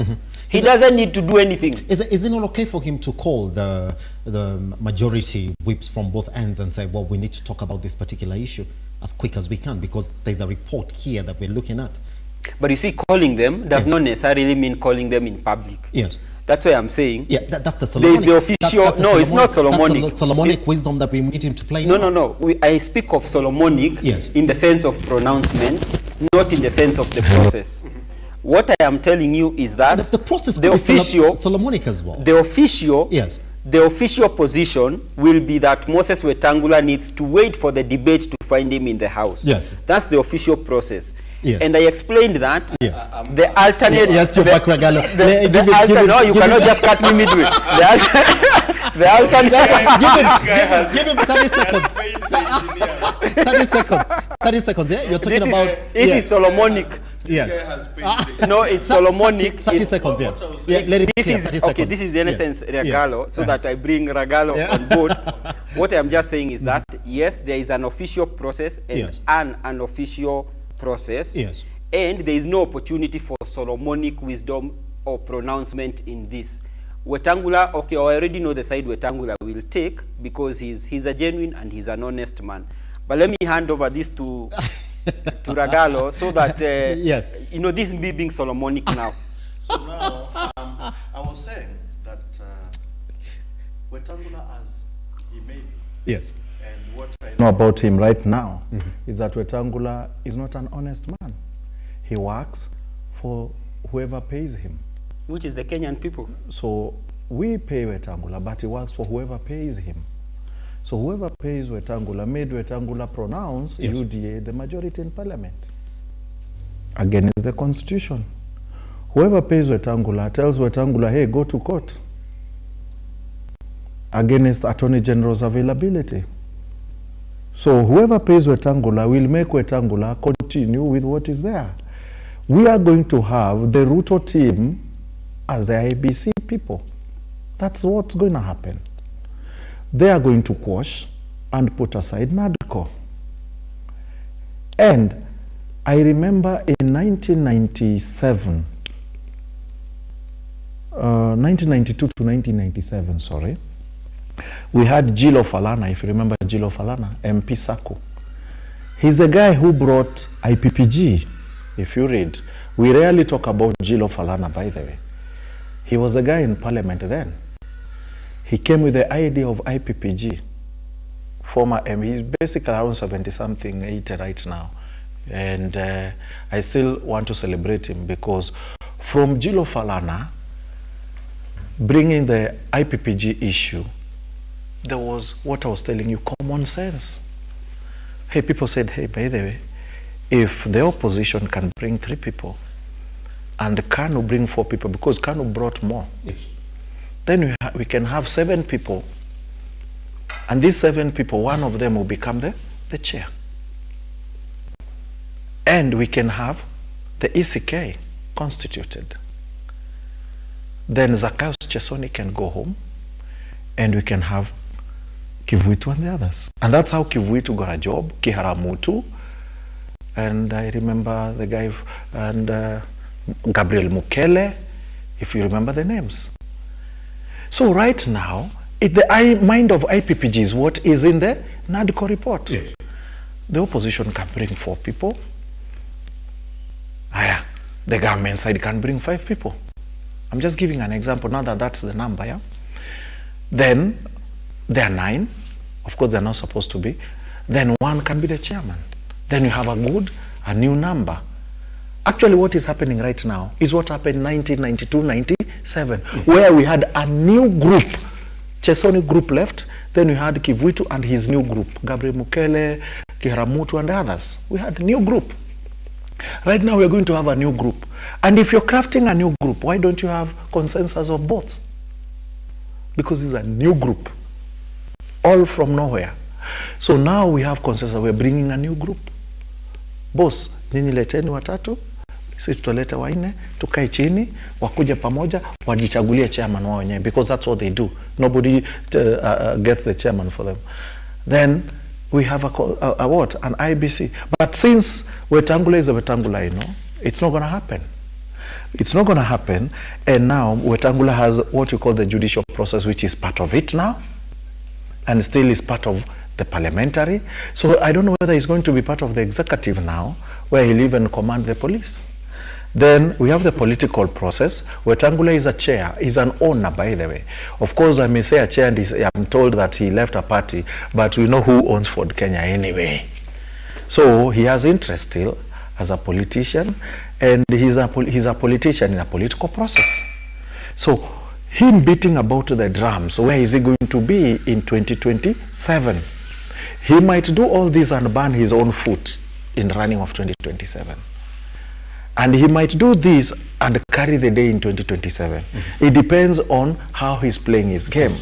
But if conscience was conscience, let NADCO report be the key and the guide in all this. So we can have 2 different parties bringing people to the table and us getting an IBC. That's it. Ragalo, just take a minute to respond to this then, because I want this clear from you. You say that Wetangula is likely to take the government side on this. He's not likely, he will. Yes, he will. He will. So what is the government side on this? Is it to have the IBC that is currently... Yeah, the RUTO IBC. But William Ruto has expressed his intention to actually get it changed. In fact, if you remember, towards the let me ask you, who is Ruto? Is the president of the Republic of Kenya? I know Ruto who promised Mama Mboga easy life, and Ruto who is making Mama Mboga hard life. So who is Ruto? Do you want to tell me what Ruto says is what he does? Does he mean what he says? I remember Ruto who said that he's going to reduce cost of prices. I remember Ruto who said petroleum is going to be low. I remember Ruto who said the burden of taking loans in Kenya will come down, whereas the treasury bills are going up to 17.08%. I remember right now the central bank has even reviewed its bonds, that the loans are even going higher. People cannot pick loans. Was that the Ruto you're talking about, or you're talking about another Ruto? You know, you can have a Ruto who supports NADCO, but is the Ruto who still supports his team? So which Ruto are you talking about? Me, I know of a different Ruto. I know of a Ruto who never says what he means. So being that person who understands that, then I know Ruto supports his team, but not NADCO. Because if Ruto supports his team, he would have supported Sufuria kwa kichwa, because people are saying reduce prices. If he didn't support that during NADCO, then we are not talking about the Ruto you are honest about. No, I remember Ruto who would go to church with the Bible. Nowadays, we don't see Ruto going to church as much. What happened with the churches? Oh, he has crammed the verses. Thank you. So what happened? Do we want to say we forgot the door of the church? By the way, in a lighter mode, we are going to have Ash Wednesday in Valentine Day. So which is which?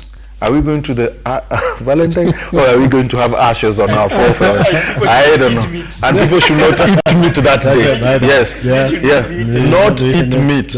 Actually, proverbial meat and real meat. Don't eat meat. But I want to disabuse something Ragalo has said first before we go to the next topic. I want to disabuse the fact that he has painted the president as a man who doesn't keep and a man who doesn't honor his words. And I must say this morning that I I take no offense at drowning men clutching at straws. I mean, it is given to them to do so. And I want to say that the problems that the current president has had to deal with, yes, I mean, hats off for this gentleman, because he's put his best foot forward. And I can tell you, even if today Raila were to be president, which is highly unlikely, even if that were to happen, in fact, he would have driven this economy south. The man has taken very difficult decisions. Like and which? Very soon. Like and very which? soon. Like which? Like repaying loans that were borrowed by the handshake brothers, right, left, and center. Yes, but that's what let me just come in. 30 seconds. 30 seconds. Why are you taking my time? I am asking. You asked me for 30 seconds. I gave you. I'm asking for your 30 seconds. So Raila, 2 years to election, Raila became friendly to Uhuru, if that is what they normally say. So the loans matured within 1 year? That's when they got the spree to keep borrowing. I'm asking. And in fact, so now we are already paying. Well, let me ask you. So let be honest to the viewers. Yes. So a loan that is borrowed in 2 years, so it matures in 1 year. 1 year. No. Which international loan matures in 1 year? No, we went to school. Even Eurobond didn't mature in 1 year. No, I so know. which loan was that Raila assisted Uhuru to borrow that matured in 1 year? Wait fast. You see, you need to know that when you borrow a loan, there is something called maturity. Okay. When it matures when you pay at the end of the tenure. Yes. But there is something called interest repayments. Okay. So when does that interest repayments are due depending on the commercial terms you've signed with the loan, which you can pay yearly, you can pay quarterly, you can pay depending on the contract. And the beauty about the fact that he has brought them forward is lying, Aki. No one is privy Aki, to don't these smile contracts. don't smile when you lie. No, it is you who was lying. I was just trying to correct the lies that you're trying to bring to Kenyans. Look, Ragalo, we are all now educated. We are well schooled. Please don't come to this set and be economical with the truth. Please tell the viewer the truth. Let's move on to the next issue, gentlemen, this morning, as we wait for that particular ruling tomorrow by one Moses Wetangula. Mungai is saying it doesn't have to be Solomonic. It's just the process. He's waiting for the foot soldiers to come to the house and table whatever it is have been told on the ground. Gallo thinks there's no need of talking about it. We already know how Wetangula is going to rule. We wait, and we shall be live, by the way, once the National House comes back from the long recess, as they get back to government business as well. Okay, let's move on to the next issue this morning. And it's something that Raila Amolo Odinga has been talking about over this weekend. Magalo, you'll be the right man to tell us exactly what the azimio plan for 2027 is. One man has been quite vocal in his intention now and wish to carry the umbrella for the azimio coalition in 2027. That is one, Kalonzo Musyoka. Raila Amolo Odinga has been hard-pressed to make that decision now. He's essentially said, wait.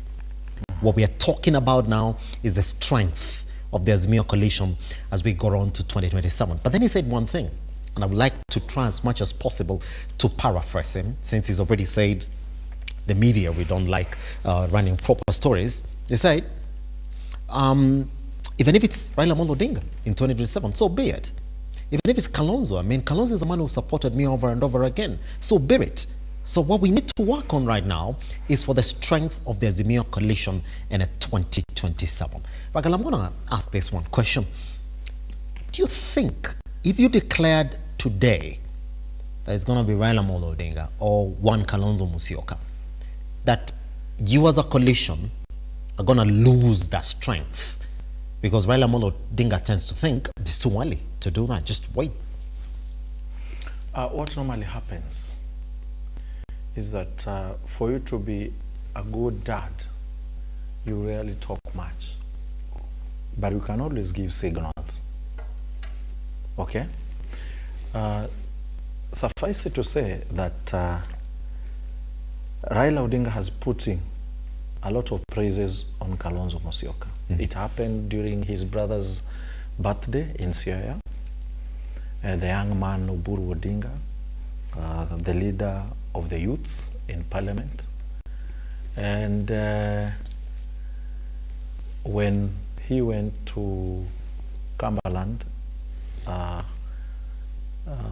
he praised Kalonzo much. And you can see the body language between Raila and Kalonzo has been very, very good.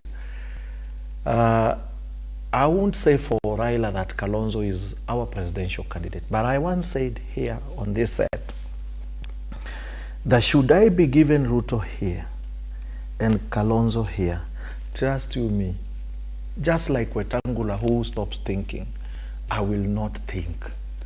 I will vote Kalonzo Musyoka in the morning, very early, and guard his votes to the letter. Why am I saying this? I'm saying this not because I'm a member of Azimio. I'm saying this because that is what Kenyans want. Kenyans don't want people who say this and don't do what they say. Would I rather have Uhuru presidency for another 20 years? Because at least Uhuru never used to say stories. The orphans I'm talking about. Okay? I'm talking of which is true, than having someone who gives you stories and does not perform with the stories. I'll give you an example. I heard that we'll have Hollywood open in Kenya. Have you ever seen Hollywood open 2 years down the line? I'm talking to the youth because there was a Hollywood to be opened, and Akina Snoop, Akina Jason Statham were coming to do movies in Kenya, and some of our youths are going to be part of the movies. Actually, people see the movies that are done by Kenya Kwanza, but real Hollywood movies is in Kenya Kwanza. If that is what happens, you are told that we are going to be taken to Germany, 200,000 people to work in Germany. Do we have money to start A1, A2 language, German language? Of course, it costs 30,000 A1, then exam. Then you do A2, another 30,000. So it will be 60,000 A1, A2, minus transport to German school, which is somewhere here at Konza stage around there, or Gothe Institute up here, okay? So by the time you finish that, and you have to have some money in your account as a bank statement to hold you to move, then you start moving. So and you have not factored in bribery at passport. Yeah, so many things. So I'm asking, is that not the Hollywood of Kenya Kwanza? So on that Hollywood issue, I would vote Kalonzo. Us guys would wish that Kalonzo and Raila give us a choice. Of course, Raila has kept praising Kalonzo, so it's like we are seeing Kalonzo being the president. But Raila has to declare. The time to declare is not now. But should Raila... Why not? Why not now? Because it is in his wisdom that he will decide when to declare, if he will declare. Does it? What if he declared today? Would that make the coalition look a bit weaker? No, it won't be weaker, because how do you know if he declares today who is going to be the deputy? Raila can be deputized Kalonzo, can't you? Can't you see that? And now, what if Raila cannot deputize Kalonzo? Yes. We have Eugene Wamalwa. I mean, don't you see some of the group that formerly thought they were so Kenya Kwanza'd running away? Don't you see Kabogo becoming a deputy or a chief secretary? Is that possible? That when you look at the Kenya Kwanza side, they already know. The Kenya Kwanza side don't know, because they still think, what if Kabogo runs for presidency? Because I would wish him to run for presidency. Like from within the party? No, he's not within I'm talking about from within the coalition. If you ask today, like who's going to run for president in 2027, they already know. Who's going to deputize him, they already know. Okay. But when you cross over to the so who is going to be deputize RUTO 2027? It has to be Gachagua. RUTO has No. already spoken about it. How do you know? He's already said, we still have Keheka here saying he's going to be deputy. We still have... they've already told them to shut up. The likes of Ndidi Nyoro, they've been told to shut up. In fact, I told you, whatever he said, this is a very, very, sorry to use this, is a lying government. Whatever they say is not what they mean. So please don't take everything they said they were told and then you think it's a truth. But on that basis alone, like they already know who their flag bearer is going to be. It has to be one, Dr. President William Ruto. Flag bearer for who? For the Kenya Kwanza side. So the flag bearer for Mount Kenya is still Ruto. Flag bearer for Kenya Kwanza could be Kabogo, my friend. Ragalo, that on the basis of knowing who's going to run for presidency, they know? On the basis of knowing, I know Ruto will run. Does it? That is, say Kenya, not Kenya Kwanza. The whole country know Ruto must run. Does it? But who is his deputy, we don't know. On the basis of us, in Azimio, Raila is running, Kalonzo is running, Eugene is running, who else am I saying? Former Governor Kakamega, Oparanya is running. This, we have a group of people we call our leaders. That group of people, even Wajakoya is still running. So all those leaders will sit down. Mr. Bugai is laughing. I don't know. All those leaders will sit down and give us the runner. Is that where the confusion is then? The confusion is not there. The confusion is not there because everybody is now doing party work. Raila is doing his party work. Eugene, you saw he started his party work. Wiper has started their party work. Yes. What they're doing, they're galvanizing their people, talking to their people, recruiting new members, because every time a Form 4 is done, that is a group that has joined 18, if you don't know.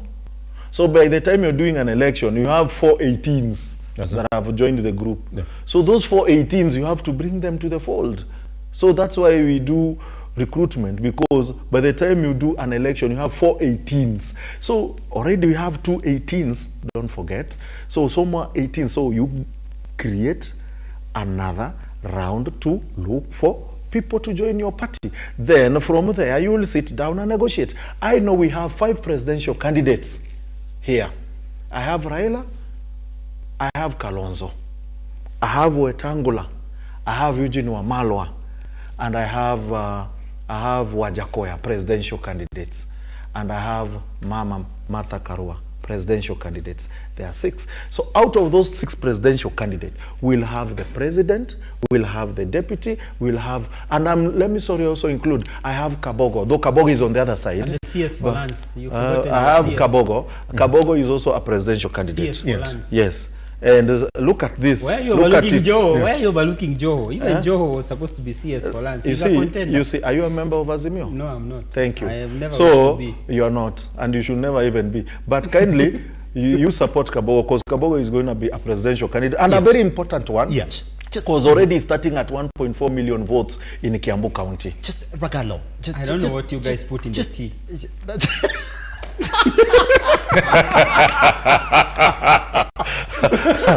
I think Wajakoya was put here. Let me do it. I don't know which side that was to. But here's the thing though, Mr. Mugai. You see, I've asked Ragalo. Ragalo is about why now? We have 6 presidential candidates. And even Kabogo in our party is now. also 7. But on their side. That's it. Like there's 7 presidential candidates as it currently is as well. It's even included Moses Wetangula in it for 2027.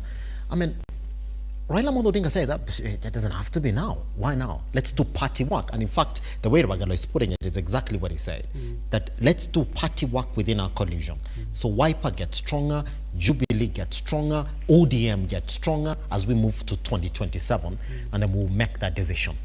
Is that where the weakness is? Because if you look at the Kenya Kwanza side, if you don't ask the question of the deputy, then you do know who the flag bearer is going to be.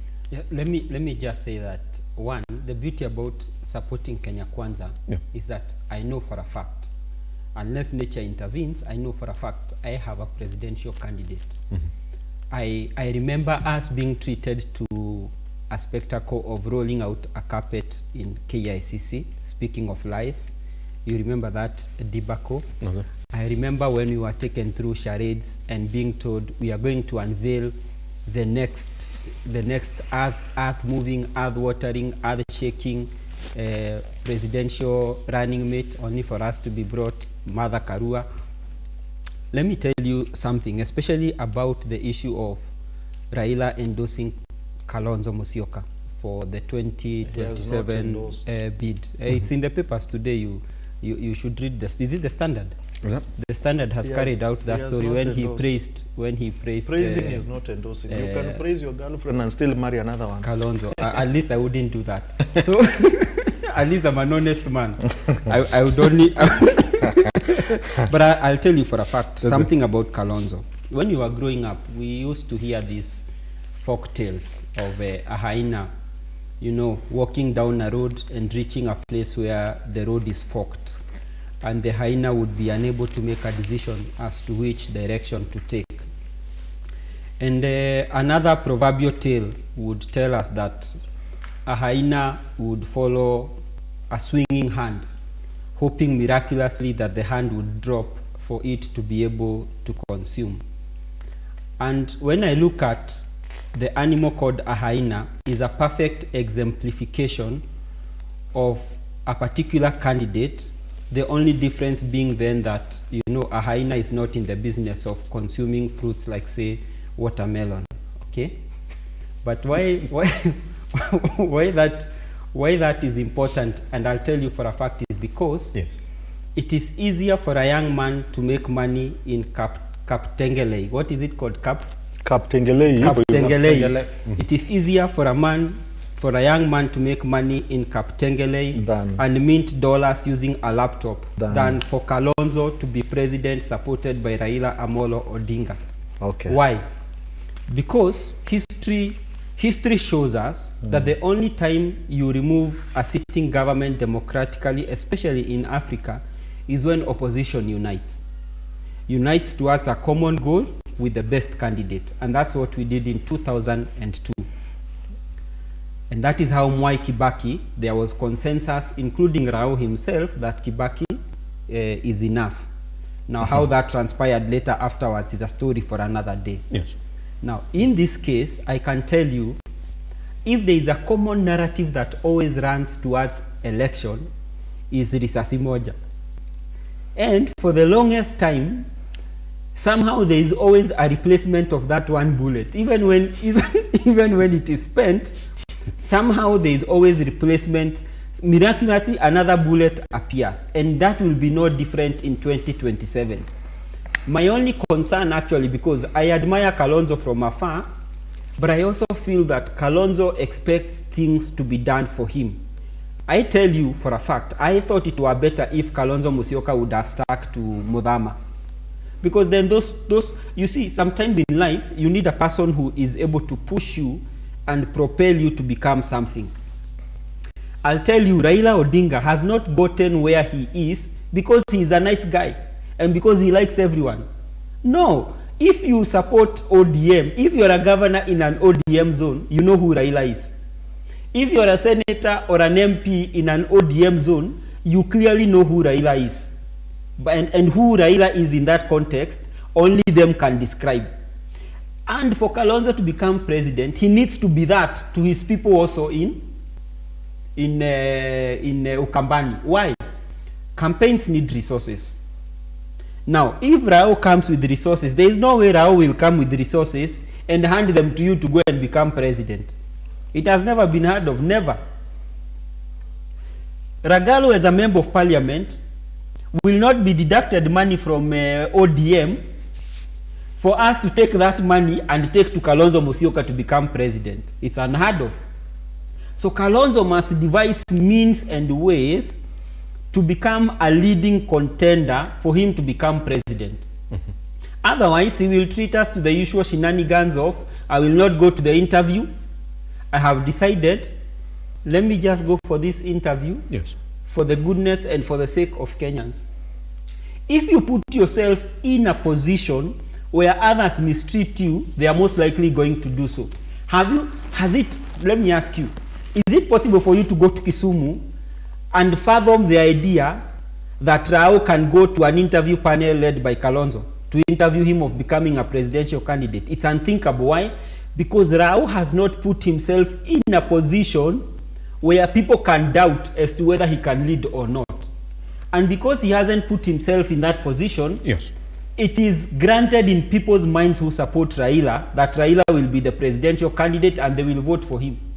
In fact, as we speak, many of Raila's supporters are very sure they are going to vote for him, whether in 2042 or otherwise. They know for sure. Or vote for a version of Raila. If Raila says, this is the one that we're fronting. So and they have done that before. Yeah. But the challenge is the man himself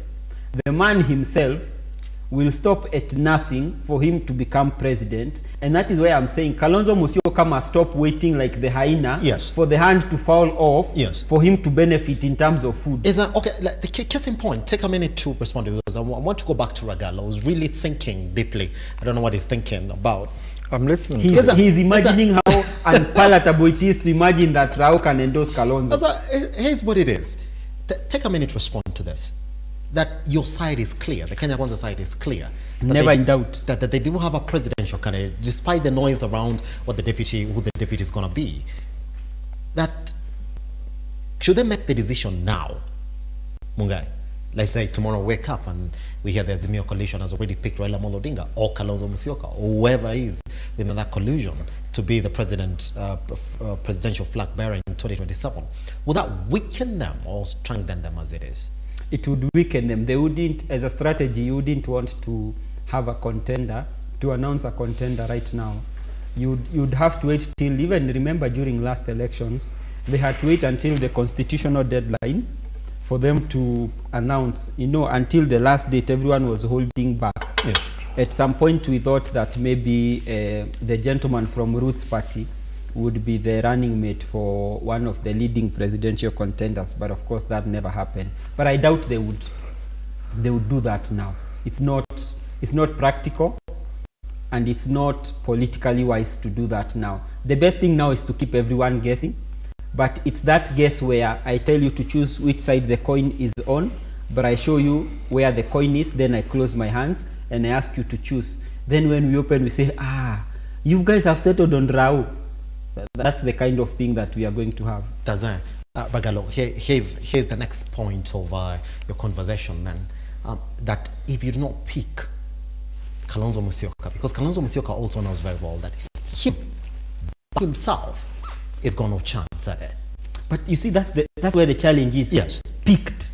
You see, that's exactly the gist of the problem. But that's what it is, isn't it? But not picked and endorsed within their coalition because they've got numbers that he can't do it by himself.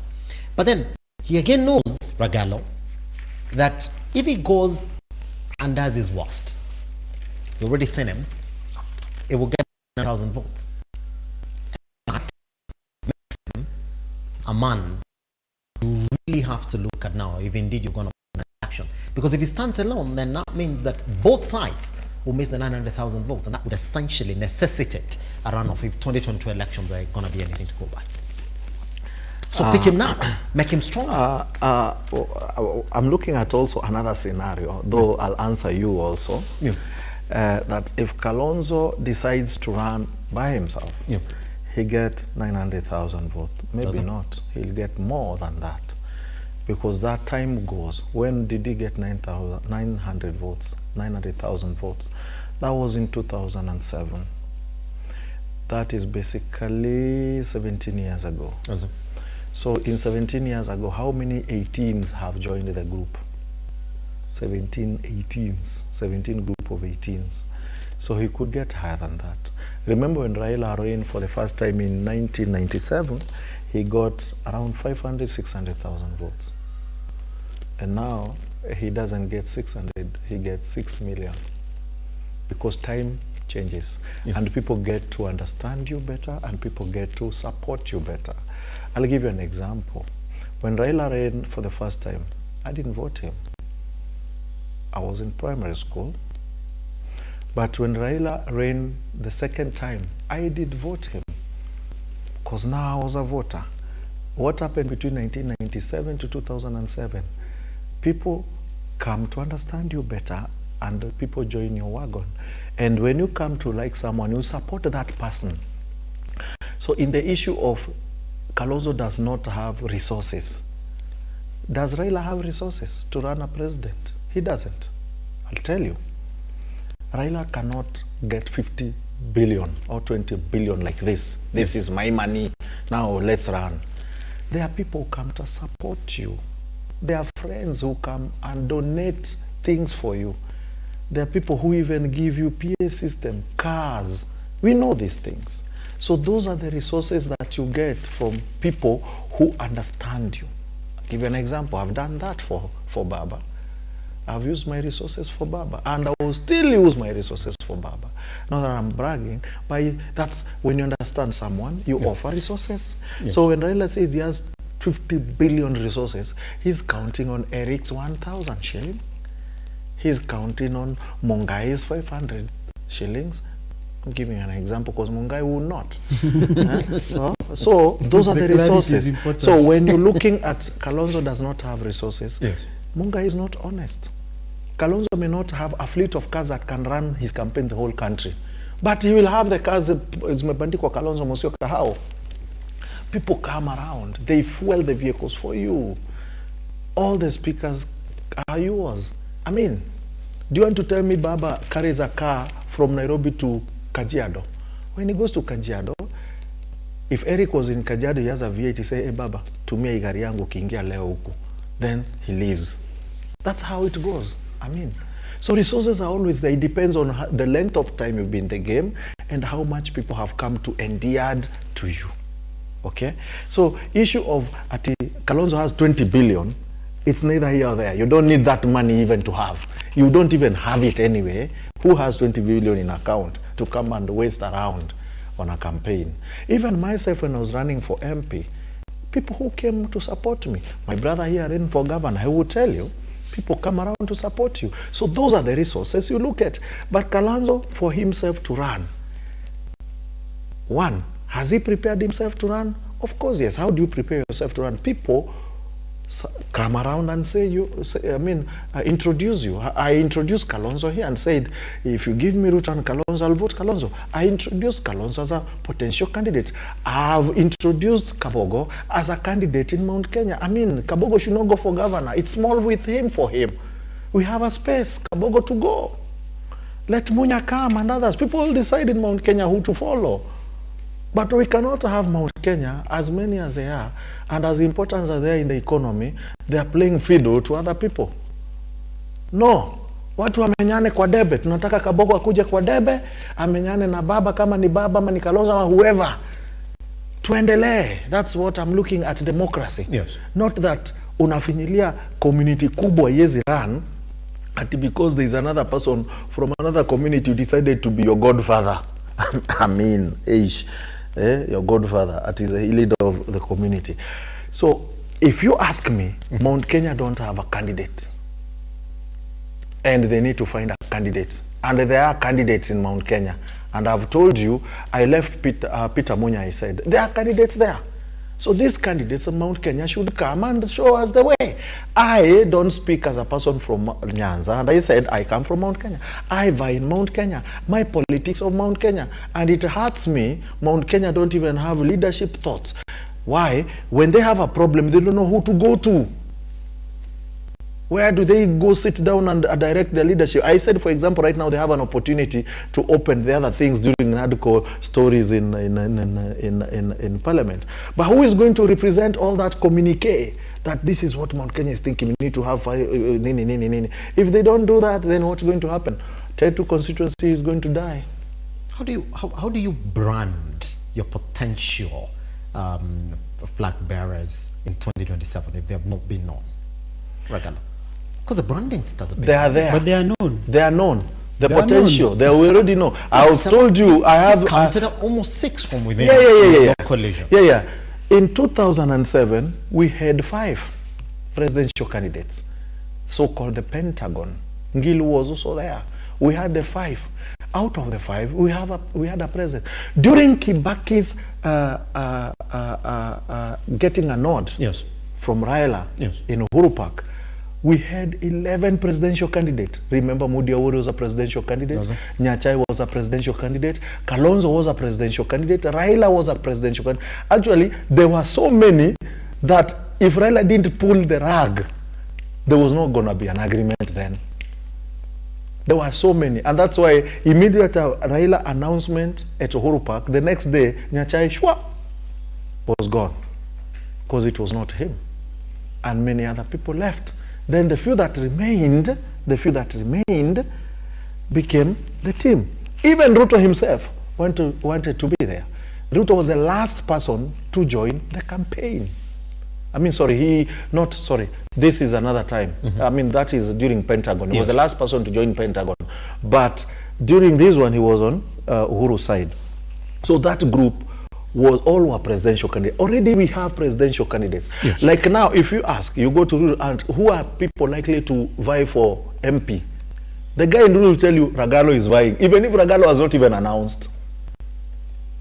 Because you have vied, the people still think you as a candidate. People already see you as that. Oh, yeah, Ragalo will vie, Kingara definitely will vie. Now from there they start thinking. Yes. If you go to his place and ask, who are the potential MCAs? He will tell you, Nani will vie, Nani will die. Even those people who failed, he will still say, Nani is likely to come back to vie. Yes. Then people start thinking others. So you ask me who are the presidential candidates? Wajakoya is. Madakarua is, because she's vied as a deputy, so she's still a presidential. And all these are president. So we will get the right person. So you ask me now in Mount Kenya, I start thinking. There is no presidential candidate. I start thinking. Like who can be the flag bearer? Yeah, Kabogo can be. Yes. I'm not saying he will be. Can be. Kabogo can be. I said Gatanga, former Gatanga MP, Peter Kenneth can be. I said Peter Munya can be. I said Madakarua can be. Okay? So to me, you ask me the other side, and do you know why I'm not putting Gachagua there? Yeah. Because Gachagua cannot be. Gachagua can only be someone's deputy. That's where he's waiting. But these other guys can be. Likelihood they can stand, but Gachagua will wait for RUTO to announce another deputy, then annoyingly decides to run now. Yes. But, and Ragalo, just take a minute to respond to this, because that's the same question that I have for one Mr. Mungai right here. Why is it that we cannot seem then to move beyond Raila Amolo Odinga and Kalonzo from the Azimio coalition? And there's this talk all of a sudden that had we given it to Kalonzo Musyoka in 2022, would have won. You would have won the election. Why can't we move away from one Kalonzo Musyoka and Raila Amolo? Election is not won between two candidates. There are so many players that win an election. One, international community win elections. Two, the candidate himself win election. Three, the political maneuvering and machination in your country win election. Four, the voter is just a voter, but election is won anyway, before and after. The voter decides no election. The voter decides an election of an MCA and an MP. From there, even the governor, the voter may not decide. Sorry to put it clearly that the senator, the voter doesn't care. They vote. Women rep, they don't care. The voter cares for elections: MCA, MP, president, and governor. And that's why during BBY we were like, why do we have to have a women rep position? Why can't we remove it and see how we can have women in parliament? Other than, because that seat, I mean, I may be crude in saying it like this, but it's true, the voter doesn't care. So presidential election is won by factors, not by voting. There are factors that affect presidential elections. So if Kalonzo would have won, if the factors would have favored him, that win presidential election. And brother, I wish one day, bro, and I'm wishing for you, that try run, you'll understand the factors. Brother here has ran for our governor seat. I have run not once for an MP seat. There are factors that affect someone's winning. I told you the other day, for one of the factors for you to win, which is internal factors. One, provincial administration, judgment of your people. You have to form your own courts. I try to explain off camera to you. So those factors win a president. A candidate is just voted, but there are factors that make him win. I'll give you an example. Do you know Kimani Wamatangi, with all factors placed right, would not have won the Senate seat against Karongo Adhangwa? Be honest. Karongo had taken the seat. But do you know factors remain constant? Kabogo would not have lost the governor's seat, his second term in 2017. Do you know Kabogo would not have lost? But the factors made Kabogo lose. But do you know the factors remain constant? Jango will be the governor of Kiambu. So those factors, which we know, make the president, make everything. So we pray that the factors favor Kalonzo in 2027. He will be the president. That's it. Mungai, say that one I'm lying because you are like saying I'm lying. Here's the thing. that when it comes to the Azimio coalition now, when you look at it in 2027, it's almost inevitable not to have the Raila Amolo Odinga conversation and Kalonzo Musyoka conversation. That it starts there, ends there. That is gonna be that, even before you get to who's gonna be the deputy. Yes. I think that chapter is closed.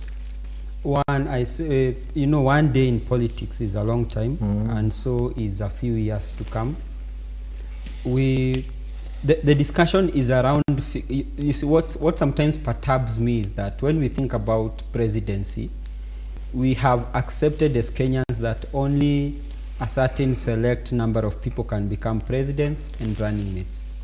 We do not seem to imagine that there could be other potential people that you know, could actually run and become presidents. And that's why sometimes even Wajakoya in his own using of shrubs and herbs, sometimes I still think his running is a good thing. Because remember, Ukraine got tired of the presidents they had.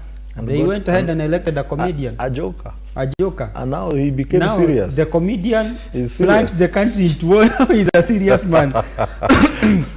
So when we have herbalists like Wajakoya running for presidency, it's actually a good thing for the country. Who knows? People will get tired and one day they will say, you know, we have tried a priest, we have tried a person of one bullet, we have tried fruits such as watermelons. I mean, we have tried all sorts of things. Maybe let's try a herbalist and see, because the other time people cheated Peter Kenneth in Twitter that they would vote for him, and when the real ballot came, the tweeties did not go to vote for the man. So I believe that it's good to open the conversation. And it's unfortunate that the man of the cloth who was a presidential contender sort of got lost. What was his name? Got lost into oblivion. But I feel the conversation of presidency needs to open up beyond the people that we know. But of course, that is not to say that I do not have a presidential candidate myself, who is, as we speak, the president. RUTO, at least we know our candidate and the running mate. But should they disappoint me, moving forward, because there is also likelihood that politics could go either way, I would rather not vote than go and vote for Raila on the ballot. Here's the thing, Rakala, we gotta end it there this morning. But I don't think we have more time that is left for this particular conversation. Give me 30 seconds. 30 seconds it is, as we step out. We are in a somber mood. We've lost our this morning, our world champion. He's called Kiptum, Kelvin. Yes. So it's so sad because the guy just gave us a world record, and we were looking at him lowering to 1 point something hours, the 42-kilometer race. But he's gone too early. And I'm equally in a happy mood. So I don't know whether I'm having bipolar, sad, happy. Mixed feelings. Yeah, that yesterday the African country was painted orange, the ODM colors. Ivory Coast took the seat, and I was having an orange juice that time. So I was sipping orange juice, feeling very nice. I know this guy will not want to hear that. He loves black colors anyway. He works in a morgue. So other than that, I wish ourselves a good week. The Kenya shilling is strengthening, but that does not mean off the hook. It's strengthening because we have raised T-bills high, very high, and these things are affecting us, and everything has gone up to 36%. So we are strengthened ourselves, but that can even go bad, because the more you're making things tougher, our country can go to recession, because you created that, but are you getting now the money from Kenyans to KRA, That is the issue. So we pray that we strengthen more and we become stable. However much, we are still Kenyans. So the stabler the shilling, the better. But I will tell sadly Kenyans that the shilling will not go back to where Uhuru left it. It may strengthen and remain at 160. Or if it is better, better 155. If it will go to 155, but it will remain at 160, we will never go below that. Let me tell you sadly, it will never go below that. Ship closed, isn't it? According to Bagalo this morning. We'll take them back to the time that he joined us right here in the studio at Lookuptv across all your social media platforms. Looked at a couple of issues, and tomorrow, remember I told you once the house comes back, then we shall be live just to see exactly what those issues they're gonna prioritize. Just like Mr. Mugai said, he doesn't think it's gonna be Solomonic if Wetangula decides to, you know, talk to both sides to table that NAFCO report, especially on that IEBC issue. Online at Lookuptv across all your social media platforms. I am Kiage Simba. Goodbye.